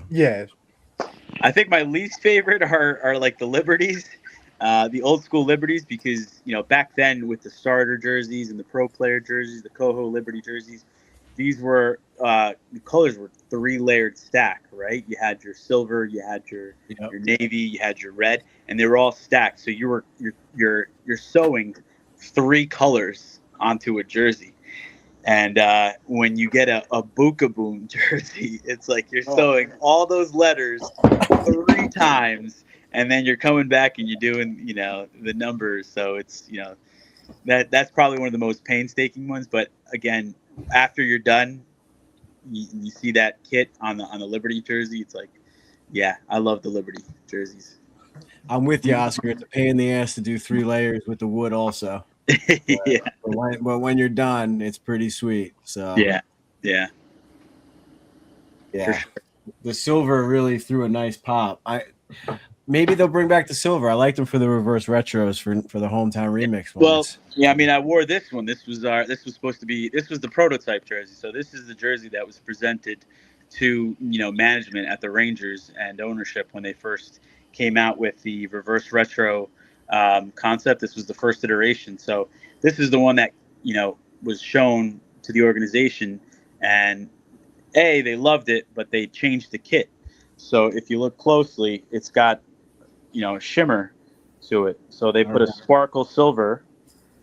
They put a sparkle silver to this kit, and it was 3 layers. It was like that sparkled silver, navy, and red, 3 layered. And somebody at the Rangers basically said, no.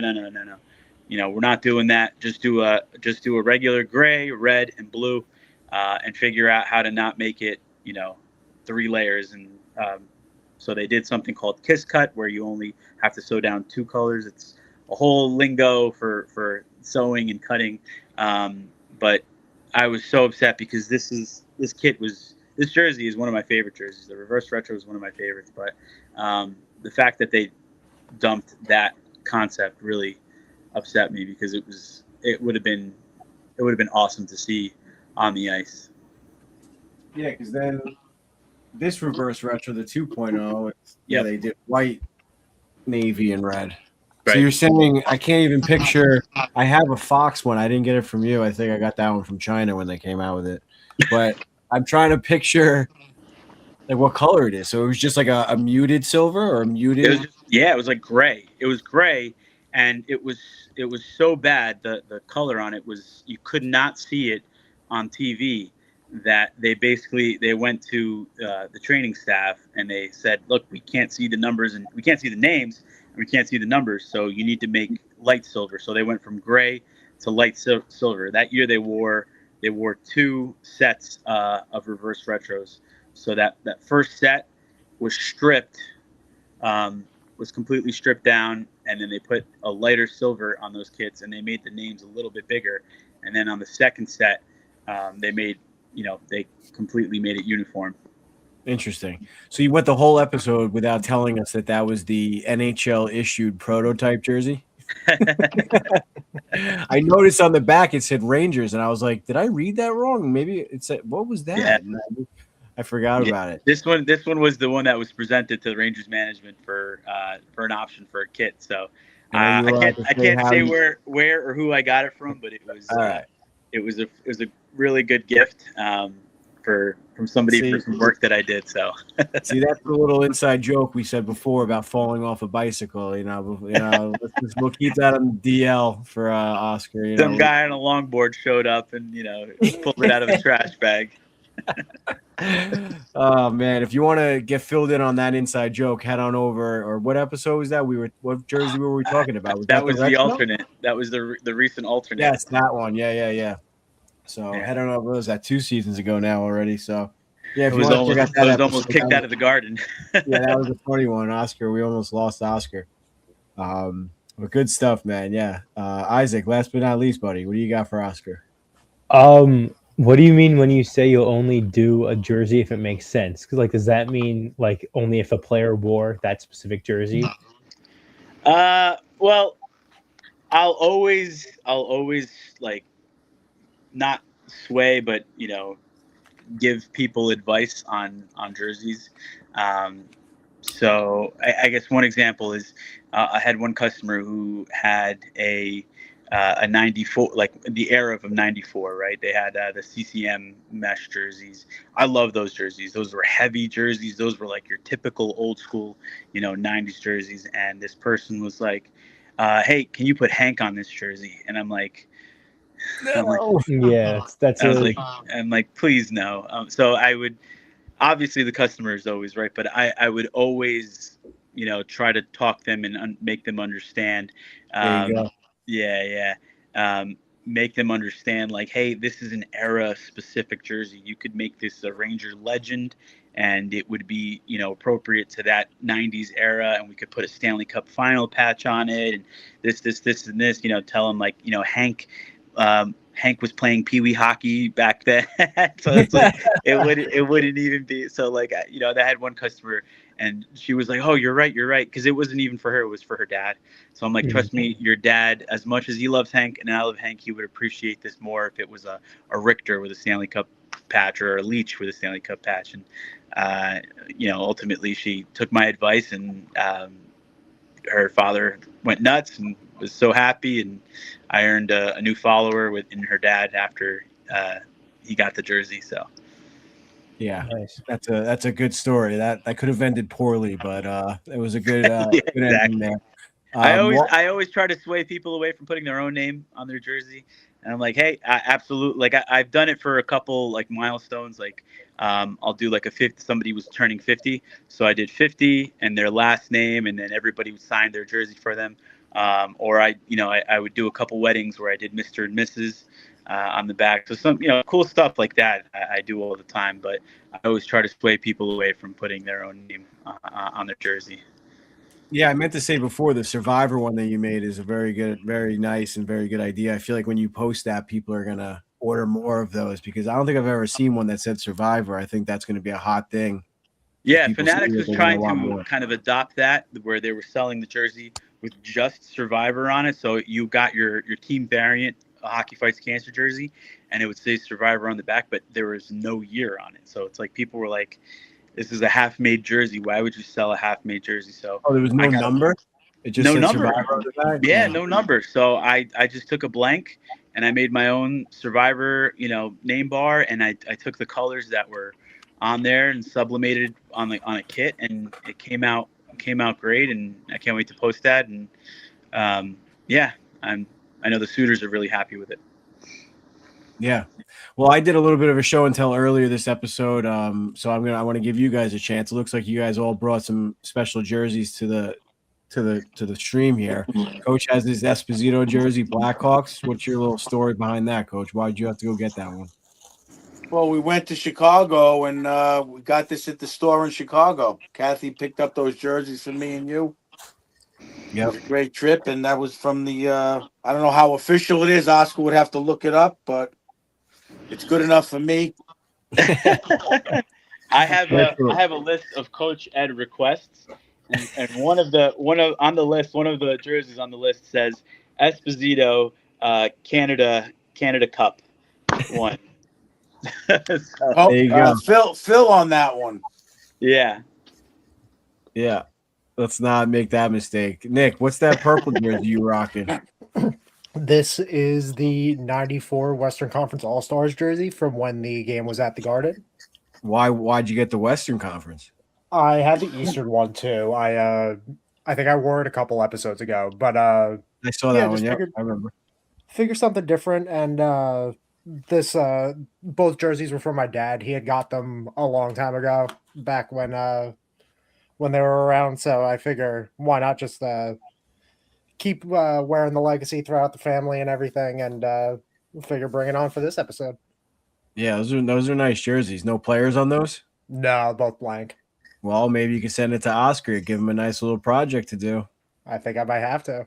There you go. Maybe a Isaac, what Gretzky. you got on there? I want a purple Gretzky 94. I got those. I have a Winter Classic on now.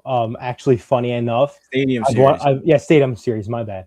I've wanted to get Laffy on it as well, literally for like 2 years. There you So go. maybe I'll send it in. Also another jersey, just like more unique, but a family friend got for my birthday when I was like 13. It's a Lundqvist World Cup of Hockey. World Cup of Hockey, yeah. Yeah. And Nice. actually, I actually, me and my younger brother would wait outside the garden after games, like to watch the players come out. So I wound up getting it signed by him one time too. That was an awesome Nice. experience. This was like Well done. 9 years ago at this point. That's awesome. Well That's done. awesome. Well, yeah, Oscar kind of teased it before, but the last 2 years that we did a suite at the Garden, we got put in the suite that they record the pregame show in. So John Giannone and Hank were there in our suite both times, and Hank very graciously signed a bunch of autographs for everybody in the suite. So keep an eye out on Instagram for our next announcement for our suite party for next season. You might want to jump on it just for that purpose or just for that reason. I made a jersey specifically for Cousin Ed's wife, and I had just made it, and it was the first time she wore it, and it got signed, and he made her take it off and order and another said, one. "You're never wearing this ever again." So I had to make Theo another jersey, and I'm like, "Please don't get this signed." I remember there was one time when I was in high school, and our grade, we did like a jersey day where we all wore a hockey jersey. And I remember there was a girl who wore a signed Roberto Luongo jersey. And I was just like, oh my God, what are you doing? Why? That's funny. Good stuff. Dom, last but not least, I see the USA jersey. Yeah, this is actually Johnny Hockey. We won this down the shore just recently. I got another cool one. This is a Cam York one. Wow. Not Cam York, Mike York. Mike York. Yeah. It's signed by him, and then one other guy, Dan Blackburn. I don't know if you guys could tell me certain fun fact about him. Yeah, You had to wear two waffles. Two waffles. So yeah, it's signed by him. Somebody else, Dad just told me. And then I got a little. I know Oscar said no names on the jerseys, but when I was born, I was put in a Rangers jersey immediately. Oh so, no, that's appropriate. At goalie, apparently, you were brainwashed pretty early. Yeah, I think I was brainwashed from the get-go. So yeah, so I had no choice. Good stuff, man. Good stuff. Awesome, guys. Great. I mean, jerseys. Yeah, Nick's got the Cartier jersey plaque I made for him recently, right behind him. Dom's got the quick one right behind him too. So, Oscar, you're always in good company here. We love jerseys. We love talking shop with you. No pun intended. But we're looking forward to that hometown remix jersey. And we won't be late on this one. We'll definitely have you on as soon as they drop that, or as soon as they accidentally drop it, or you find one on the back of a truck or something like that. We'll definitely. I won't be the one to leak it. I promise you that. We'll definitely have you on for sure. What do you think? Wait, before you go, what do you think about this? Is the 25th anniversary of the freedom of the 9/11, isn't it? You think they might do anything with that? No, that's too. That's too. That's really heavy. Yeah. That's it's something that's always going to be, regardless of the anniversary. It's on the back of New Yorkers' minds. But I don't think. No, I just thought maybe a shoulder patch or something.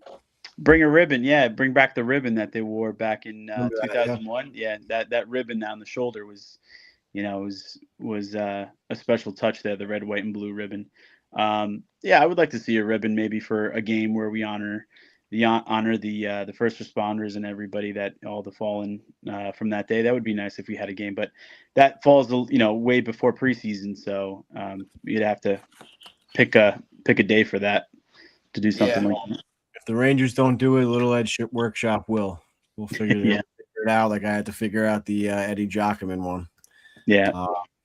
Do you want to? Do you want to, Oscar? Do you want to stay on for the blind rankings? I don't know if you guys talked with me before that. Yeah, we're gonna do some blind rankings for some jerseys.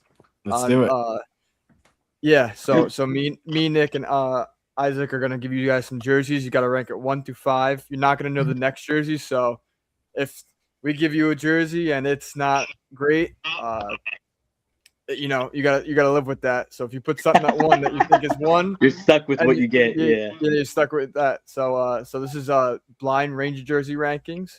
So I think I'm going first. I'm nervous. Nick, do you want to put that up on screen? do the first one? Yeah, Or we do you want can. me to?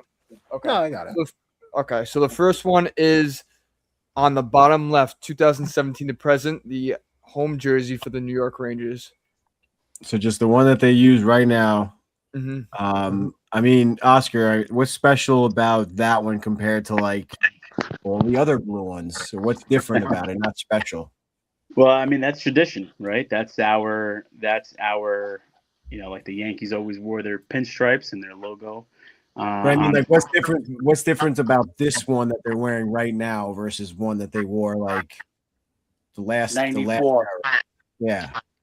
Really, it's just the manufacturer. I mean, the Cut, everything. yeah, it's just a different cut, right? Because 2017 we were going from Reebok Edge jerseys to the Adidas brand, and we had dimples, right? So that was the big thing. The dimples is what stood out for everybody. Yeah, everybody loved the dimples. Everybody really loved the dimples. And then I don't know. I think the jerseys in the mid '80s were a little different color wise, and the stripes were a little different. No, yeah, let me see. I think I might have an '89 jersey here. Give me 1 second, boys. Let me pull the '89 here. All right. Well, what are we gonna rank this one, Coach? Let's start talking about it while Oscar's gone. I'm not. I'm sorry.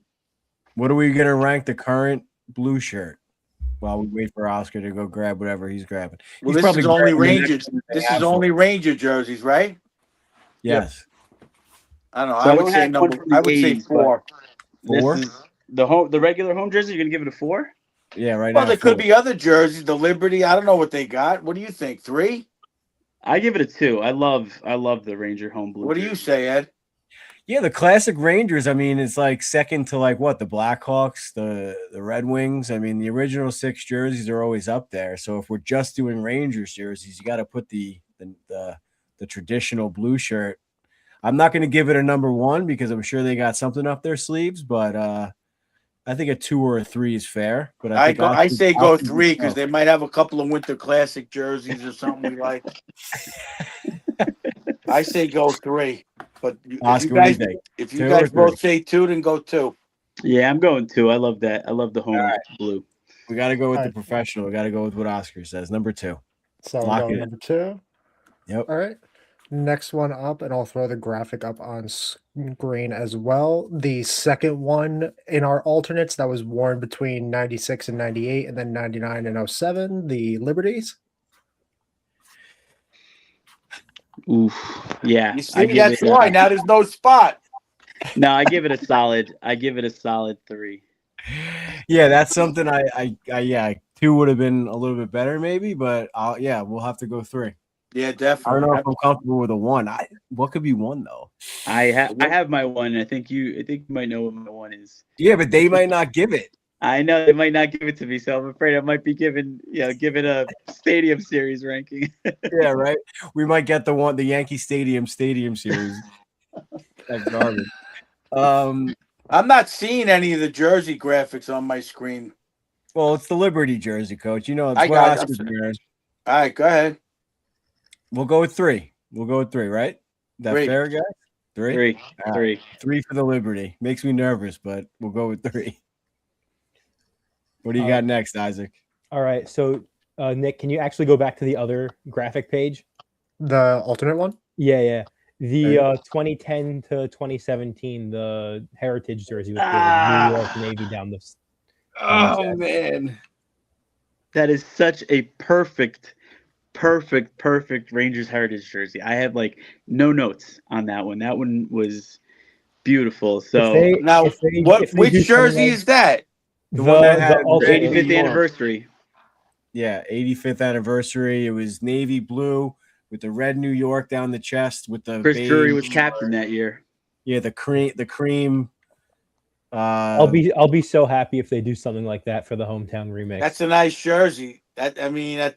See, I told you we should have did 3 on that other one. There you go, Dom. There's your clip. Oh man. So what are you gonna give it? You're gonna give it 4 or 1 now? No, I got to give it a 1. There's no way that ranks higher than the Liberty. My favorite ever is the Centennial, but whatever. We got to go one then. Let's go 1. Yeah, I guess whatever.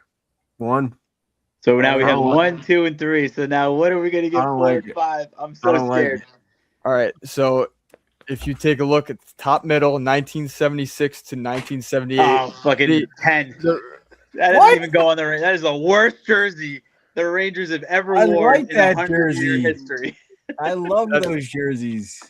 Wait, the one with the patch? Yeah, Yeah. the Rangers. I white like one. that jersey. I know you like that Oscar's, one. Oscar's going to want to give it a 5, but 5 in all-time Rangers history isn't horrible. So if you want to That's give the it the 5, give Ferguson it the jersey. 5. Of course, it's gonna get a 5. That's Coach's Esposito jersey. I love that jersey. I hate that jersey.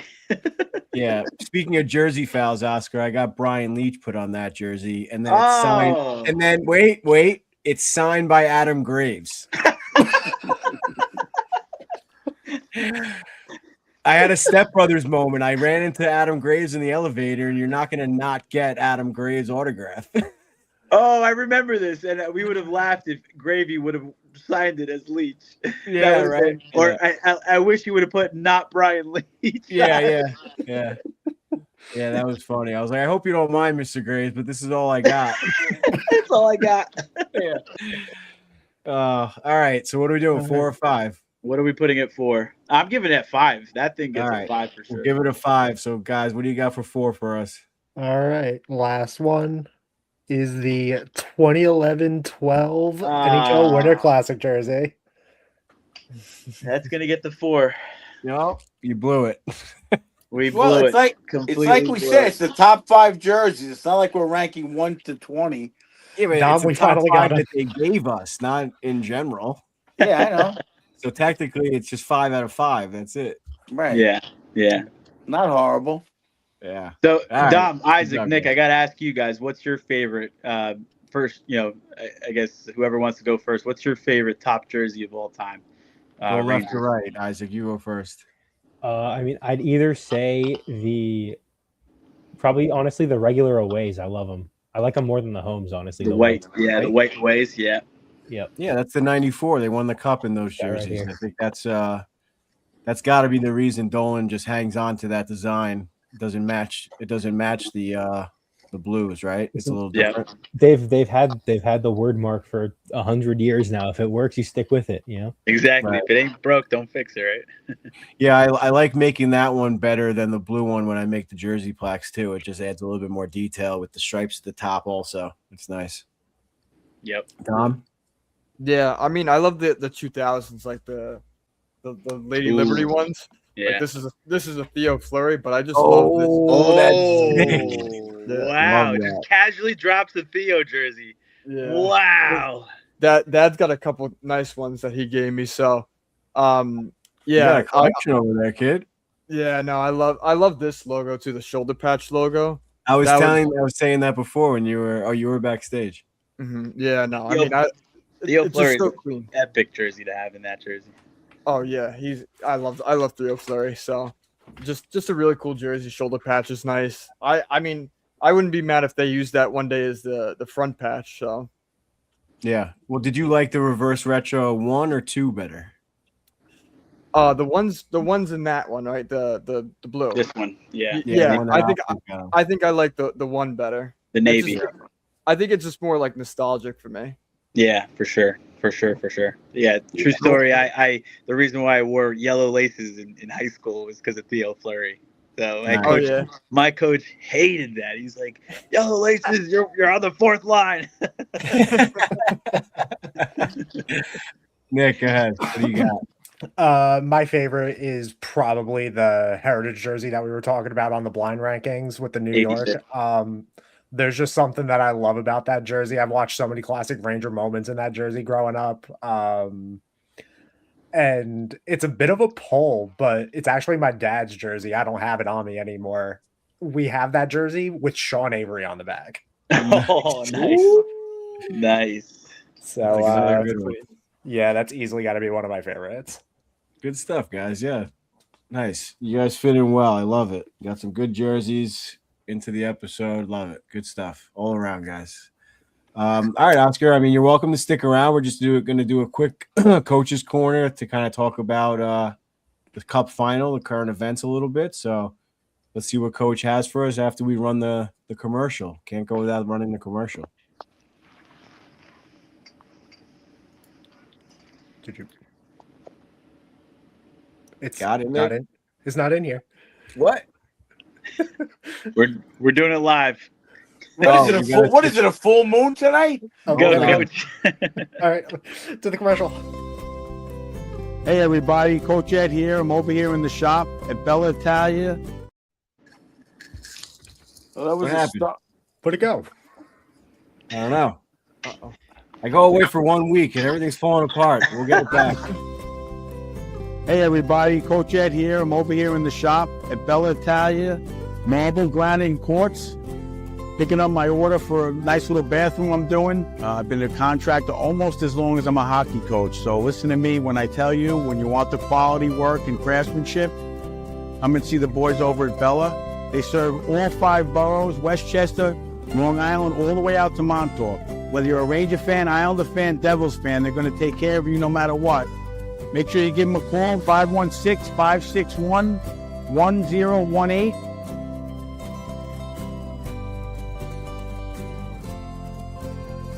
Let's go Rangers.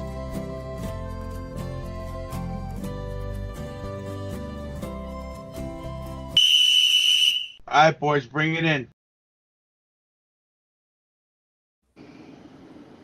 So, Coach, before we get into what you wanted to discuss, I just had a quick question for you. I found it interesting. Tortorella mentioned after, I think, Game 3 in his post-game press conference, you and I always struggle with the decision of, like, the right time to call a timeout, especially when your team is letting up a few too many goals too quickly. You kind of want to cut the bleeding or stop the bleeding a little bit. But at the same time, if you do mount a comeback, that timeout might be valuable in the long run. I mean, it throws another wrinkle in it that you can't challenge anything if you don't have any timeouts left. So that's another thing that we don't have to deal with as coaches, but obviously the NHL does. So I just wanted to see what your opinion was on that, and if you think Tortorella made the right decision by not calling a timeout. Wait, you don't lose a timeout for the challenge. You get a penalty. I'm pretty sure if you get it wrong, No, you're you thinking lose of your football.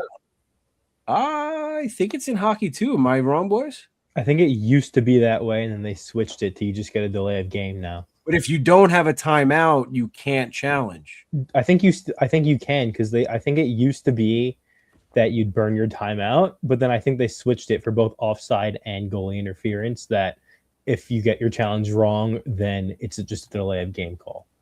All right, forget the penalty situation, Coach. All right, so let's move on. I think we've talked about something like this before. I go back to a game where I ended up blowing a game in the semifinals because I didn't call a timeout off a faceoff to remind the team of what to do on the faceoff. I wanted to try to save it, and the other team ended up scoring, and we lost in the semifinals. So from that, I've always learned my lesson. Well, I tried to call a timeout in certain situations where the players need to be reminded of certain things. That being said, I think Tortorella, all his press conferences since he started coaching this team, he talks about the trust he has in these players. So when you have a veteran team that's been there before, or a group of guys that have been there before, and he's got like nine returning Cup winners or 11, a good number of players have won the Stanley Cup. You don't need to necessarily remind them of certain things. I think so that might have weighed on his decision to keep that timeout in his pocket. So again, it depends on the team. Maybe game 6 or 7, you would definitely call the timeout, but game 2, you might say it's not as necessary. So I think his decision where he made that, well, plus the fact you do get TV timeouts here and there also, so it's a little different now. But I would say he made the right decision, and I agree with it. I think I would have did the same thing, being that he had that veteran team. If it was the Utah Mammoth in games, in a playoff game, maybe you call the timeout to calm down the young guys more. You know what I'm saying? Because the adrenaline's flowing. They might try to do too much. If he puts the right guys out there, maybe it's not necessary. I think that's how his mindset is at that time.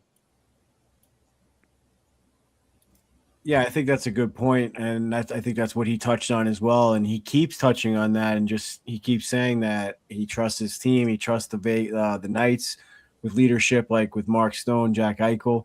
But I'm glad you said that because I said the same thing to Lindsay. She's like, what did I even like tell you during the timeout? I was like, honestly, it's usually just the assistant coach in the NHL. I mean, when we're coaching, you're usually in there, or whoever has something to say, whatever. But usually in the NHL, it's the assistant coach with the X's and O's. And someone like Tortorella is just reminding them, make sure you block shots, make sure you do this, chip the wall out, like the little things. And she's like, you really got to remind them to do that stuff. I'm like, you have no idea what you have to remind them of. And it goes all the way up to the NHL. Well, let me explain. I wanted to do this in the coach's corner. We got to do it next time. They talked about the central nervous system and how it affects under pressure and how they're studying that now in players. And it was an amazing company that's doing this for 15, 16-year-olds for drafts. So we'll talk about that in another episode. But yeah, you need to mentally, you got the crowd going crazy. They just scored a third goal. And again, your adrenaline's flowing. You want to do too much. All Tortorella's going to remind him is, guys, stay in your game like Herb Brooks. Remember, stay the course, stay your game. Don't let up. Just keep going. Trust yourself and play it like you know how to play. He's just reminding them of that because they all know how to play. They all know where they need to be. It's a matter of just calming down a little bit, taking it down a notch, and executing. So that's all he's reminding him of. And that you heard the one famous one during the TV timeout. He was screaming over the crowd, guys, we're in this game. There's 2 periods of hockey left, and that's when they came back and won.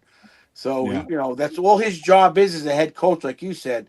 The assistants are doing X's and O's, video and stuff. He might go over certain things in video, but he's not watching hours and hours of video and going over that. He's doing like we always talk about, managing the personalities and managing the game, getting guys out at the right time in the right place. They don't even match lines anymore, these coaches. Every coach says the same thing. And Tortorella said the same thing that I've always said, because again, Coach Mike is always on, oh, watch this guy, watch that guy. I said, no, they got to watch us. Yep. Take it to them, make them watch us. We have guys that can do it. If you have a team of all third, fourth liners, say, all the same level, then you have to play more defensively. But if you have guys with skill, they got to come at us. Get the puck in there, make them chase us. And that's Tortorella's attitude, which I love with that team. He's able to do that. And but that's the mindset I think he's got. That he keeps saying it, and I agree with it. Yeah, definitely. Yeah, both teams right now in the NHL, they're great to watch. They're both very well coached teams. Even before Tortorella, Vegas had Cassidy. Obviously, stuff went south for whatever reason there, but they've been a very well coached team for the last couple of years. And obviously, Carolina with Brindamore. They both had very interesting press conferences. So if you guys haven't had a chance to check those out, I mean, definitely stick around for the post games or even the next morning on NHL Network. They always show it. That's part of my morning routine now is to make my protein shake and throw on NHL Network.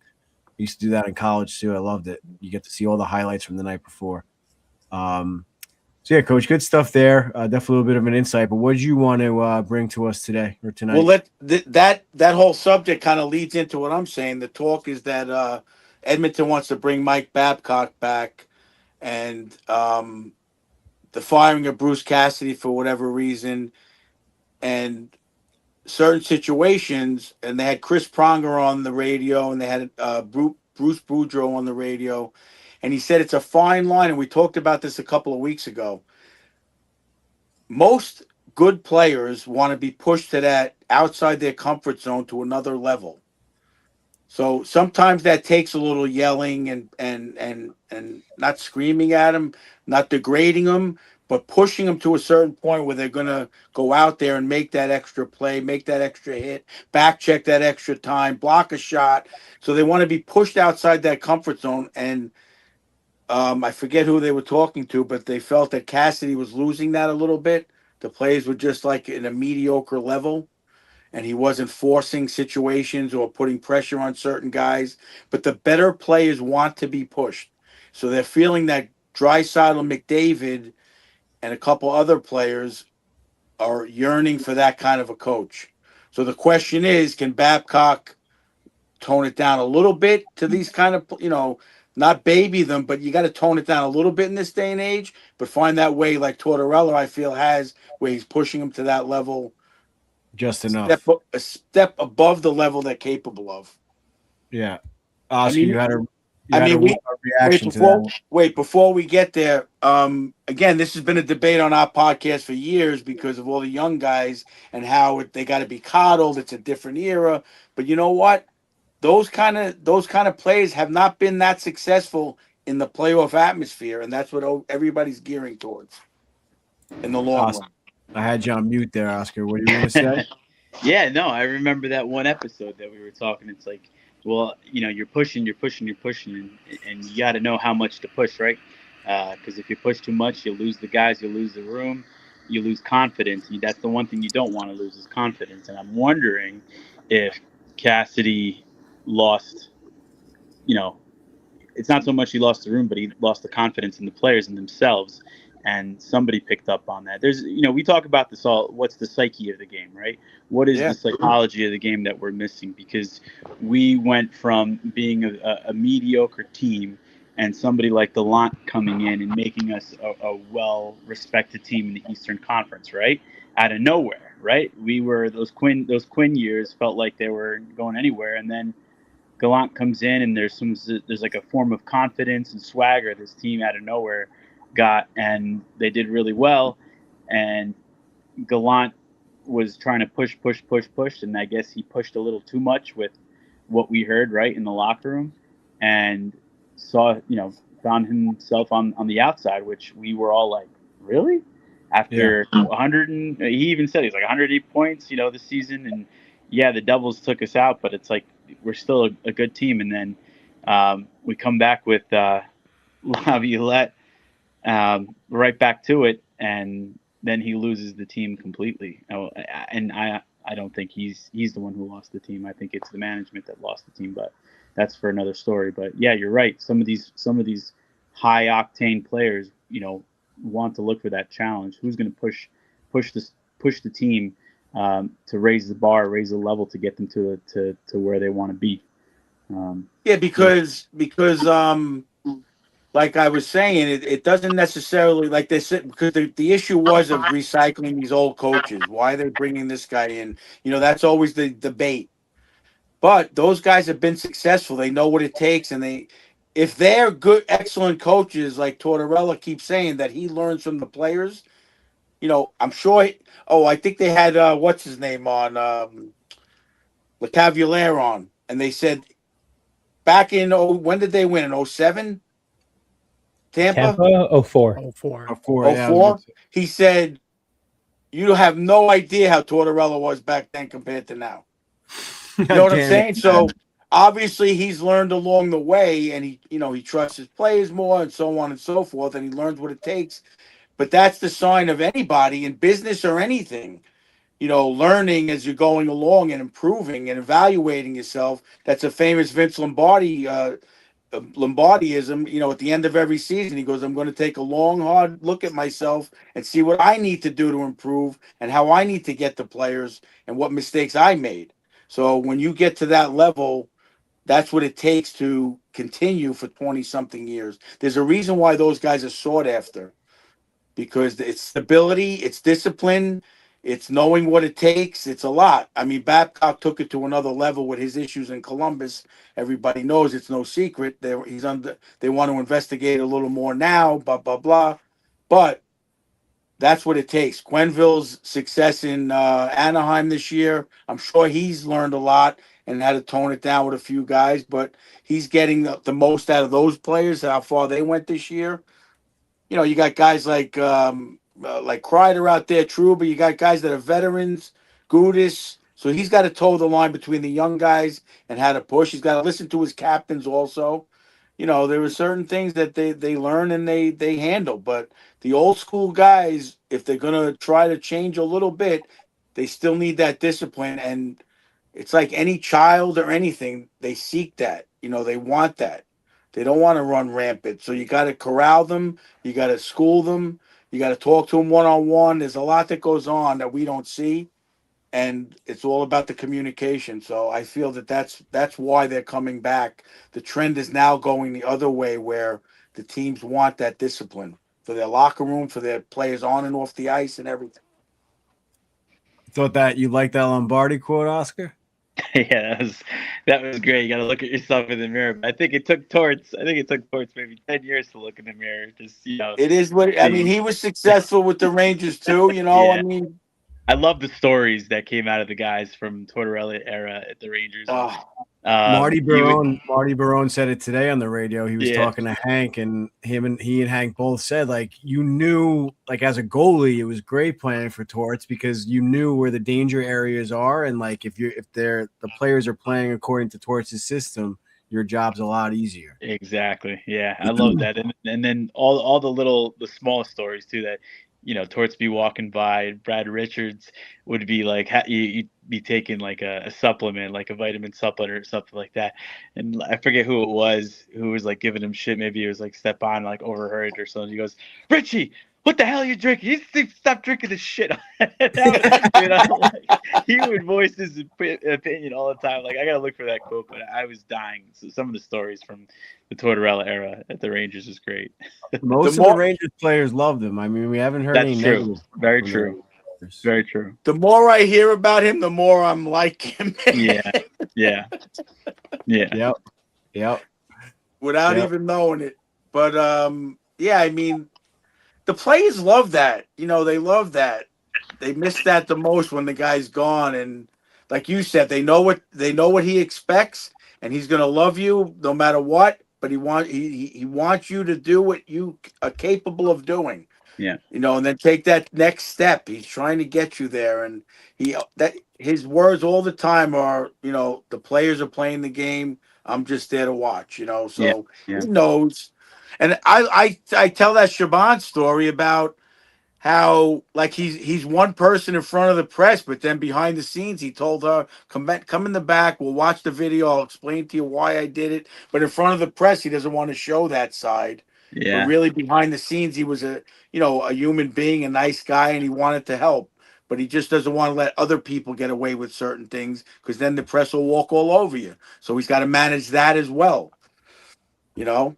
Again, that no press conference, if Vegas loses that series, then all of a sudden we're not talking about how good he is. We're talking about what an idiot he is. You know what Whether I'm he's saying? got a job, right? Yeah, it's like Jack Hughes, the same thing. If they score on that high sticking penalty, everybody's going to be like, he blew it for the U.S. But, fate plays a funny game sometimes.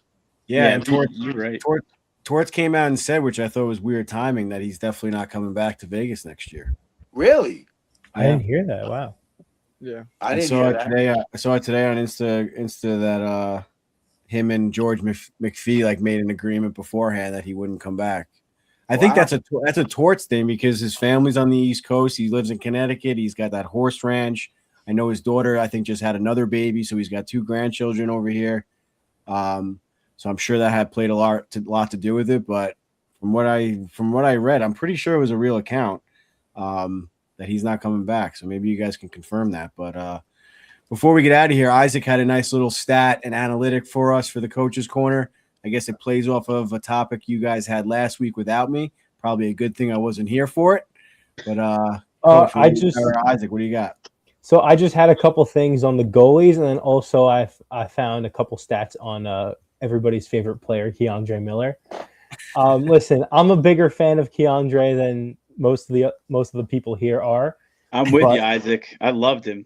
I did too, and I don't think we should have gotten rid of him, but that's besides the point. He hasn't really had a great cup final, at least on the road where his matchups can't be controlled. He's had, for people who know what expected goals are, in games 1 and 2, he had 61.1% and 60.3, which is really, really good. Games 3 and 4, he had 47.7 and 30.3. So he was basically getting caved in Vegas the whole time. In terms of like his actual goals in the cup final, he's been on the ice for only 3 goals for, and he's been on the ice for 6 goals against, and he's been on the ice for more 5-on-5 goals against in this series than he has for the entirety of the first 3 rounds combined. But look at his line mate. Look at his line mate.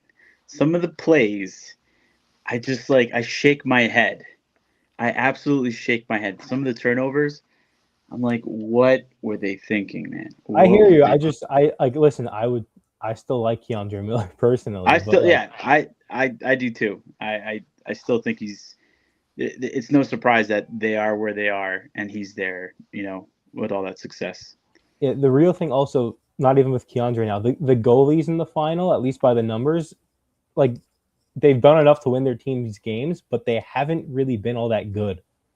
Like Freddie Anderson has an .815 save percentage. Carter True. Hart has an .861. If Carter Hart was better, Vegas would be winning this series 3-0, I think. Yeah. Yeah.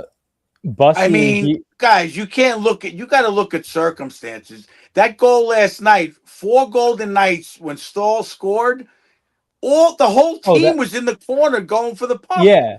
They said it was And like he a was team all alone. So portrait. you're going to blame Carter Yeah. Hart on that goal? No, I'm not. Stanley Cup I'm not gonna blame you Throw on that one. save percentage stuff out on Stanley Cup Finals. Listen, if you want to do what we wanted. Listen, Come on. if you want to do, You cannot blame him on that goal, or you can't blame the other goal. You can't blame. The only goal I'll blame is the one that goes off the backboards because that kind of fools the goalie and maybe should have played it. The other one, Carter Hart went to deflect the puck coming to the front of the net, which I love. I always tell my goalies or our goalies to do, be active with the stick. It bounced over his stick. Yeah. To me, it's the right play. The puck took a bad hop. Listen, You can Jordan analyze Caldwell, that was just every an goal and unreal every effort. play. The question I have about the goalies, guys, is they raved about Freddie Anderson for 3 series. The guy has 1 bad game, maybe. Maybe it was bad, maybe it was, and now he's not in the game. Listen, I don't know. I kind of feel like they're screwing him unless they said maybe he got banged in the head. He's a little foggy. Is that Maybe what they you don't were want to saying in say the group that. text? When the Hurricanes won the Cup back in 2006, Cam Ward also got pulled, didn't start Game 4, and then he came back and they wound up winning it all. I know. I heard that also, but I'm saying I just feel like you talk about giving a player confidence. I'm guessing that he's hurt and they're not saying it. He has concussion issues. He got hit in the head on that one play. That's my guess, and they just don't want to say it because why not dress him as a backup? To me, that was a little odd. Yeah. But I just don't see that. Talk about if that's not the case that he's not hurt. To me, that's a big shot to your confidence. I also think the Claude Lemieux issue may be affecting him. I said that when it happened. We got to see how he reacts. Maybe mentally he's not there. So that's a decision. That's a tough decision the coach has to make. Down 2 games to 1. That's a tough decision. Wait, what does Claude Lemieux have to do with it? He was his agent. His agent. Oh shit! I didn't know that. Yeah, They were very close. Claude Lemieux, however many plays he had, was like friends. He used to have them for dinner. He was very close with all his clients. Yep. So he knew his family, the whole thing. It wasn't just like a distant, not like your lawyer. Yeah. So, well, they kept everything close to chest as well. Because I remember when I made the video yesterday for it, I made it at like 12. At like 5 o'clock, they still didn't announce it. And once they started going in and they seen who was dressing, they finally announced that he wasn't even dressing. So they probably just didn't want to say anything and wanted to evaluate how he was doing. Because, like, coach, I'm assuming that he was hurt. Because if you're not dressing him, that's an even bigger shot to your confidence. And I agree with that. So yeah, I'm assuming that he was hurt. And I feel like they'll put him in for – they'll probably end up putting him in next game. But, I mean – I raved about Bussy. I really liked him, and no, I'm not saying he's a bad goalie, but I feel they rode him all the way here. And wait, Freddie, I didn't notice he wasn't even on the bench yesterday. No, who backed up Bussy? The Kochetkov? I don't know. I don't remember the guy's name, but he was Freddie was the emergency goalie in the stands in case something happened. God forbid. They said he was eligible to play. Well, I heard on the radio today a take that I kind of agree with is if you're going to give him the night off, give him the night off. No, that's it. like even dressing as a backup. I mean, Dom, you might be able to talk on this, but like there's always that chance like you might go in. So like you're not really getting the night off like mentally, you know. So like if he really needed to like just check out for a game, it's probably best that like he just didn't dress at all. And I agree with that. You know, it's a situation by situation case. And if he's really struggling with the Claude Lemieux situation, maybe that was best for him just not to even be in the gear at all. Well, I mean, Yeah, but I don't know. I want to be there. Stanley Cup Finals. It's the first. Right. I don't know. Well, yeah. It's a different Whatever. mentality. you Yeah. gotta be wondering too how much wear and tear he has, because again, he just came back from injury in May, so you know he's a month back from injury, and you know playing the entire series, you gotta we don't know how. Yeah, but they didn't play that many games. They had a lot of time off. Still though, that's not it's They swept every series, didn't they? Yeah, but again, it's still you're still working. That's a lot of games in a row where you're starting every single game. You know, regular season you'll split at most 8 games. All right, Dom. I love you, but you think Hank would need a rest? Hank's different. I'm not saying You'd Hank have to kidnap Hank with the Secret Service and blindfold him and drive him some. There's no way Hank would not be dressed or in that arena, ready to play. Hank is not. I'm 100% with you. Hank is I'm not. just, Hank is not you know, ready. I think there are very few goalies in the league now who can do what Hank did. Like you have the Igor Shesterkin, Ilya Sorokin, Andrei Vasilevsky. That's basically it. Like, if I you said Igor Shesterkin, I'm saying like Shesterkin will play every game. I'm not putting Igor and Hank's in that. Oh no, not in Hank. Hank's on another tier on all of those three, in my opinion. Like Igor gets hurt every freaking 5 games. He pulls something or something. Come on. Fair enough. I'm saying in terms Hank would play 70 games if he could. 75. Oh games. yeah. That in terms of games played, Hank is unmatched. He would play a full season if he had to. It's also a different era too. It's much more demanding now. I think it was 5 years ago. Listen, it's different. What era? Guys, we're not talking about the 80s. We're not talking about the 80s and 90s. Listen, it's different. What goalie plays more than 50 games now? No goalie plays more than 50 games now. Look. I'm from the old school, obviously. You don't say. Even with the pitchers in baseball, this is like bullshit. Oh man. You know, 6 innings and that's it. He's done. Give me a break.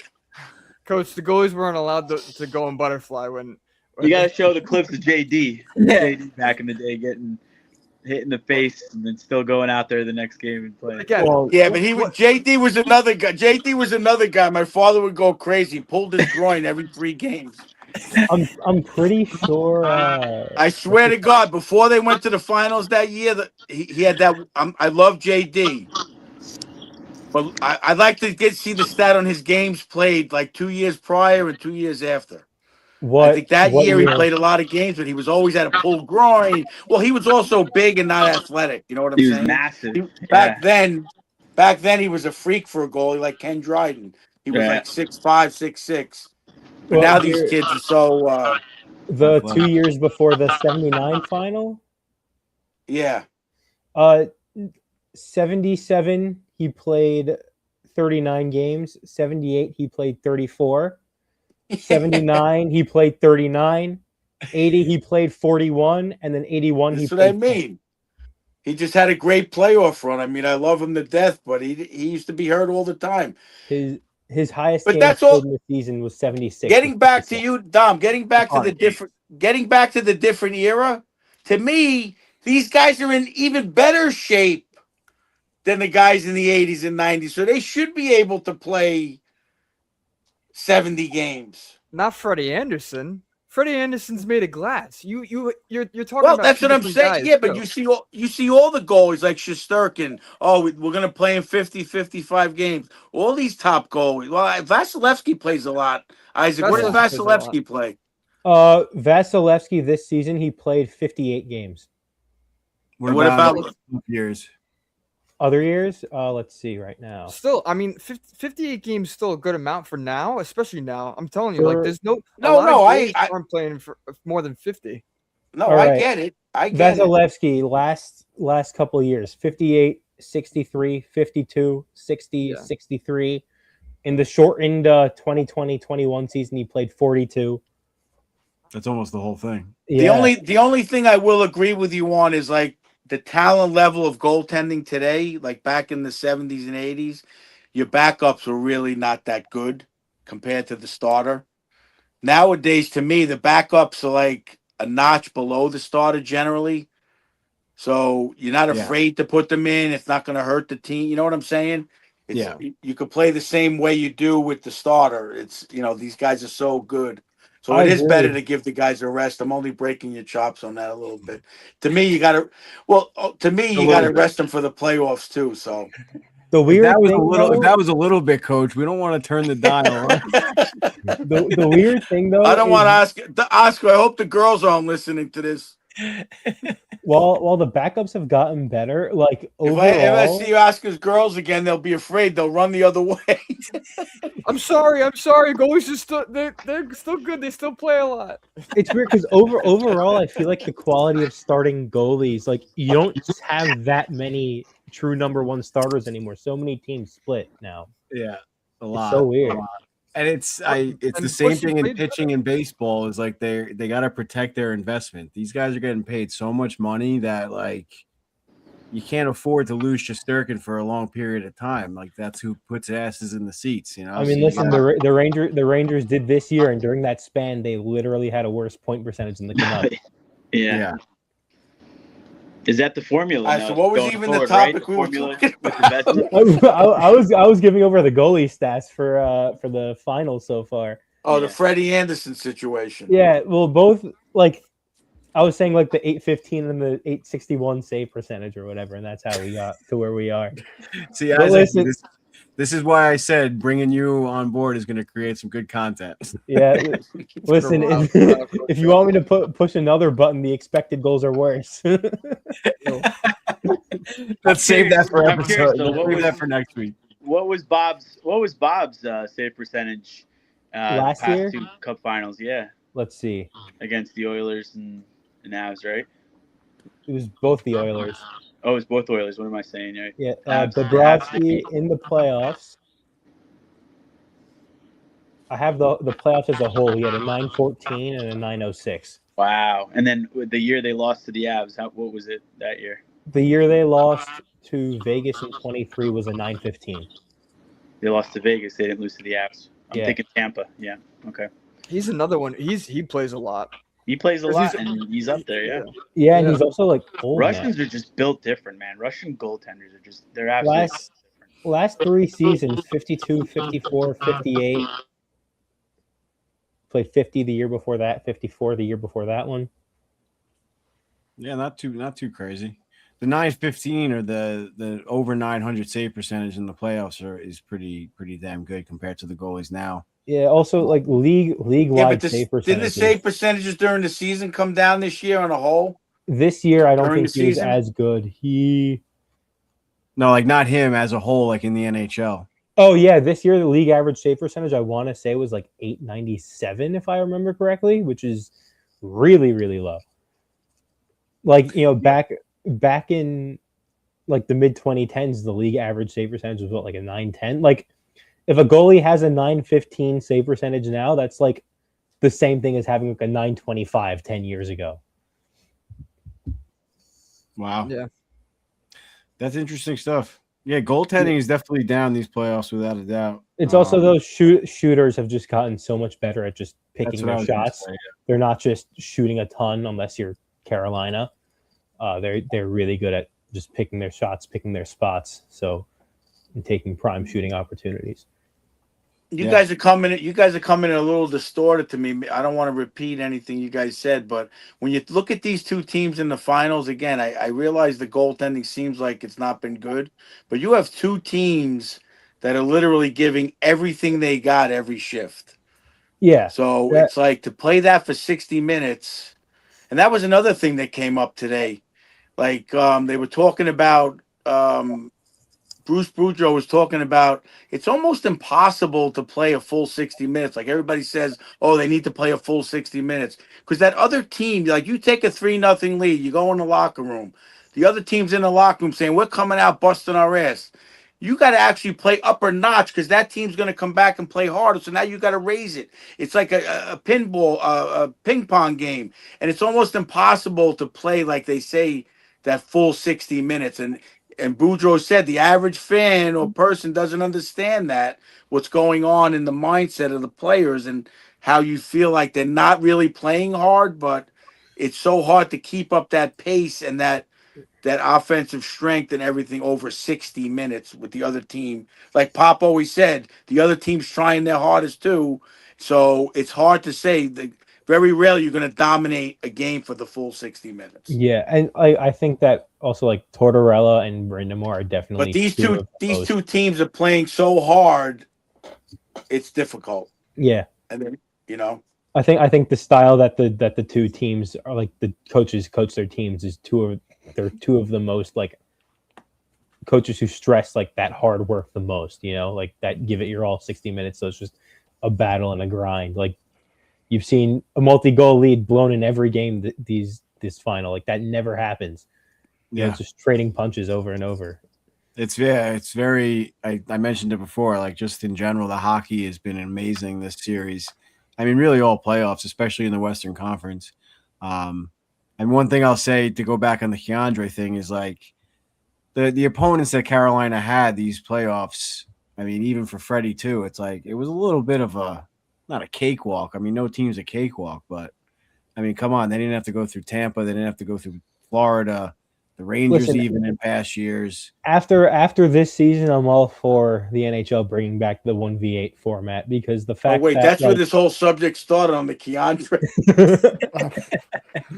the fact I didn't even touch on Keandre. Who's talking now? You guys are all froze up on me. Isaac. Let Isaac talk. Stop. I'm sorry. Go ahead. Let me know when I can give my opinion. Sorry, Isaac. No, I was just gonna say like like after what happened this season with the standings and so many teams got so many overtime lost points. Like all for now them bringing back the 1v8 format because in what world is Minnesota Dallas a first round series? Like I'm pretty sure no conference final in the last, I think it was 5 years I saw or something, has gone 7 games, something like that. The last one was like 5 or 6 years ago, maybe even longer.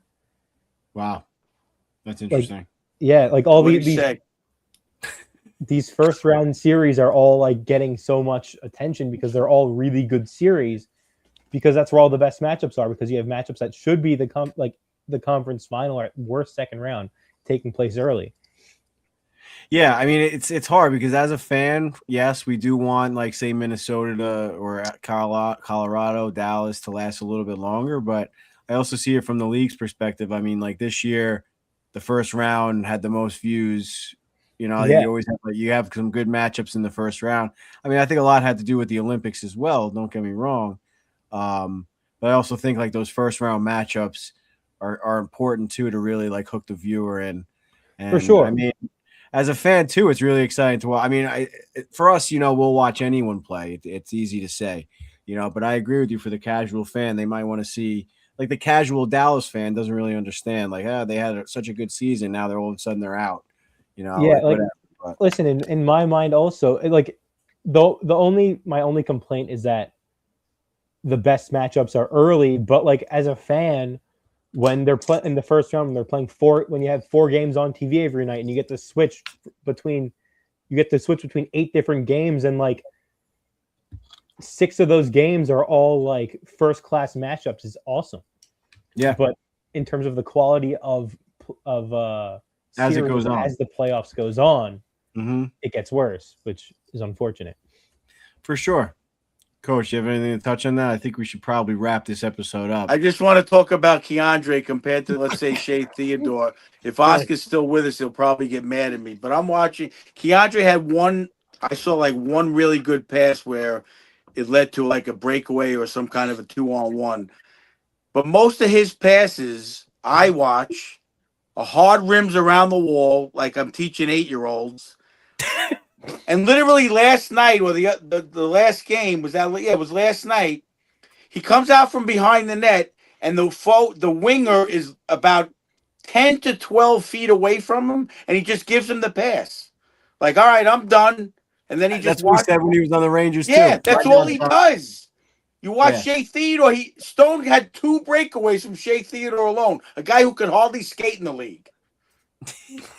And this guy, and Shea Theodore's making passes constantly, and he's no superstar in the league, but he's making breakout. You please just watch Keandre tomorrow night and watch the passes he makes and how many are like really good breakout passes or just ho-hum passes. Yeah, it works with Carolina because that's their whole system. But a lot of times you play. That's why I wanted Isaac to look up the 50-50 board battles and I stuff. know. I wish I could When have he found rims it. that puck around the wall, Vegas is on that guy so quick, and they're winning a lot of those battles, and the puck's right back in his face. Just like with the Rangers. Yeah, he's good at recovering and making plays with his long reach, but he's giving the puck to them to do that. Right. He's Yeah, creating the problem for himself. Yeah, Vegas has one of the best like forechecks, back checks, whatever in the league. They're relentless on it, so it makes sense.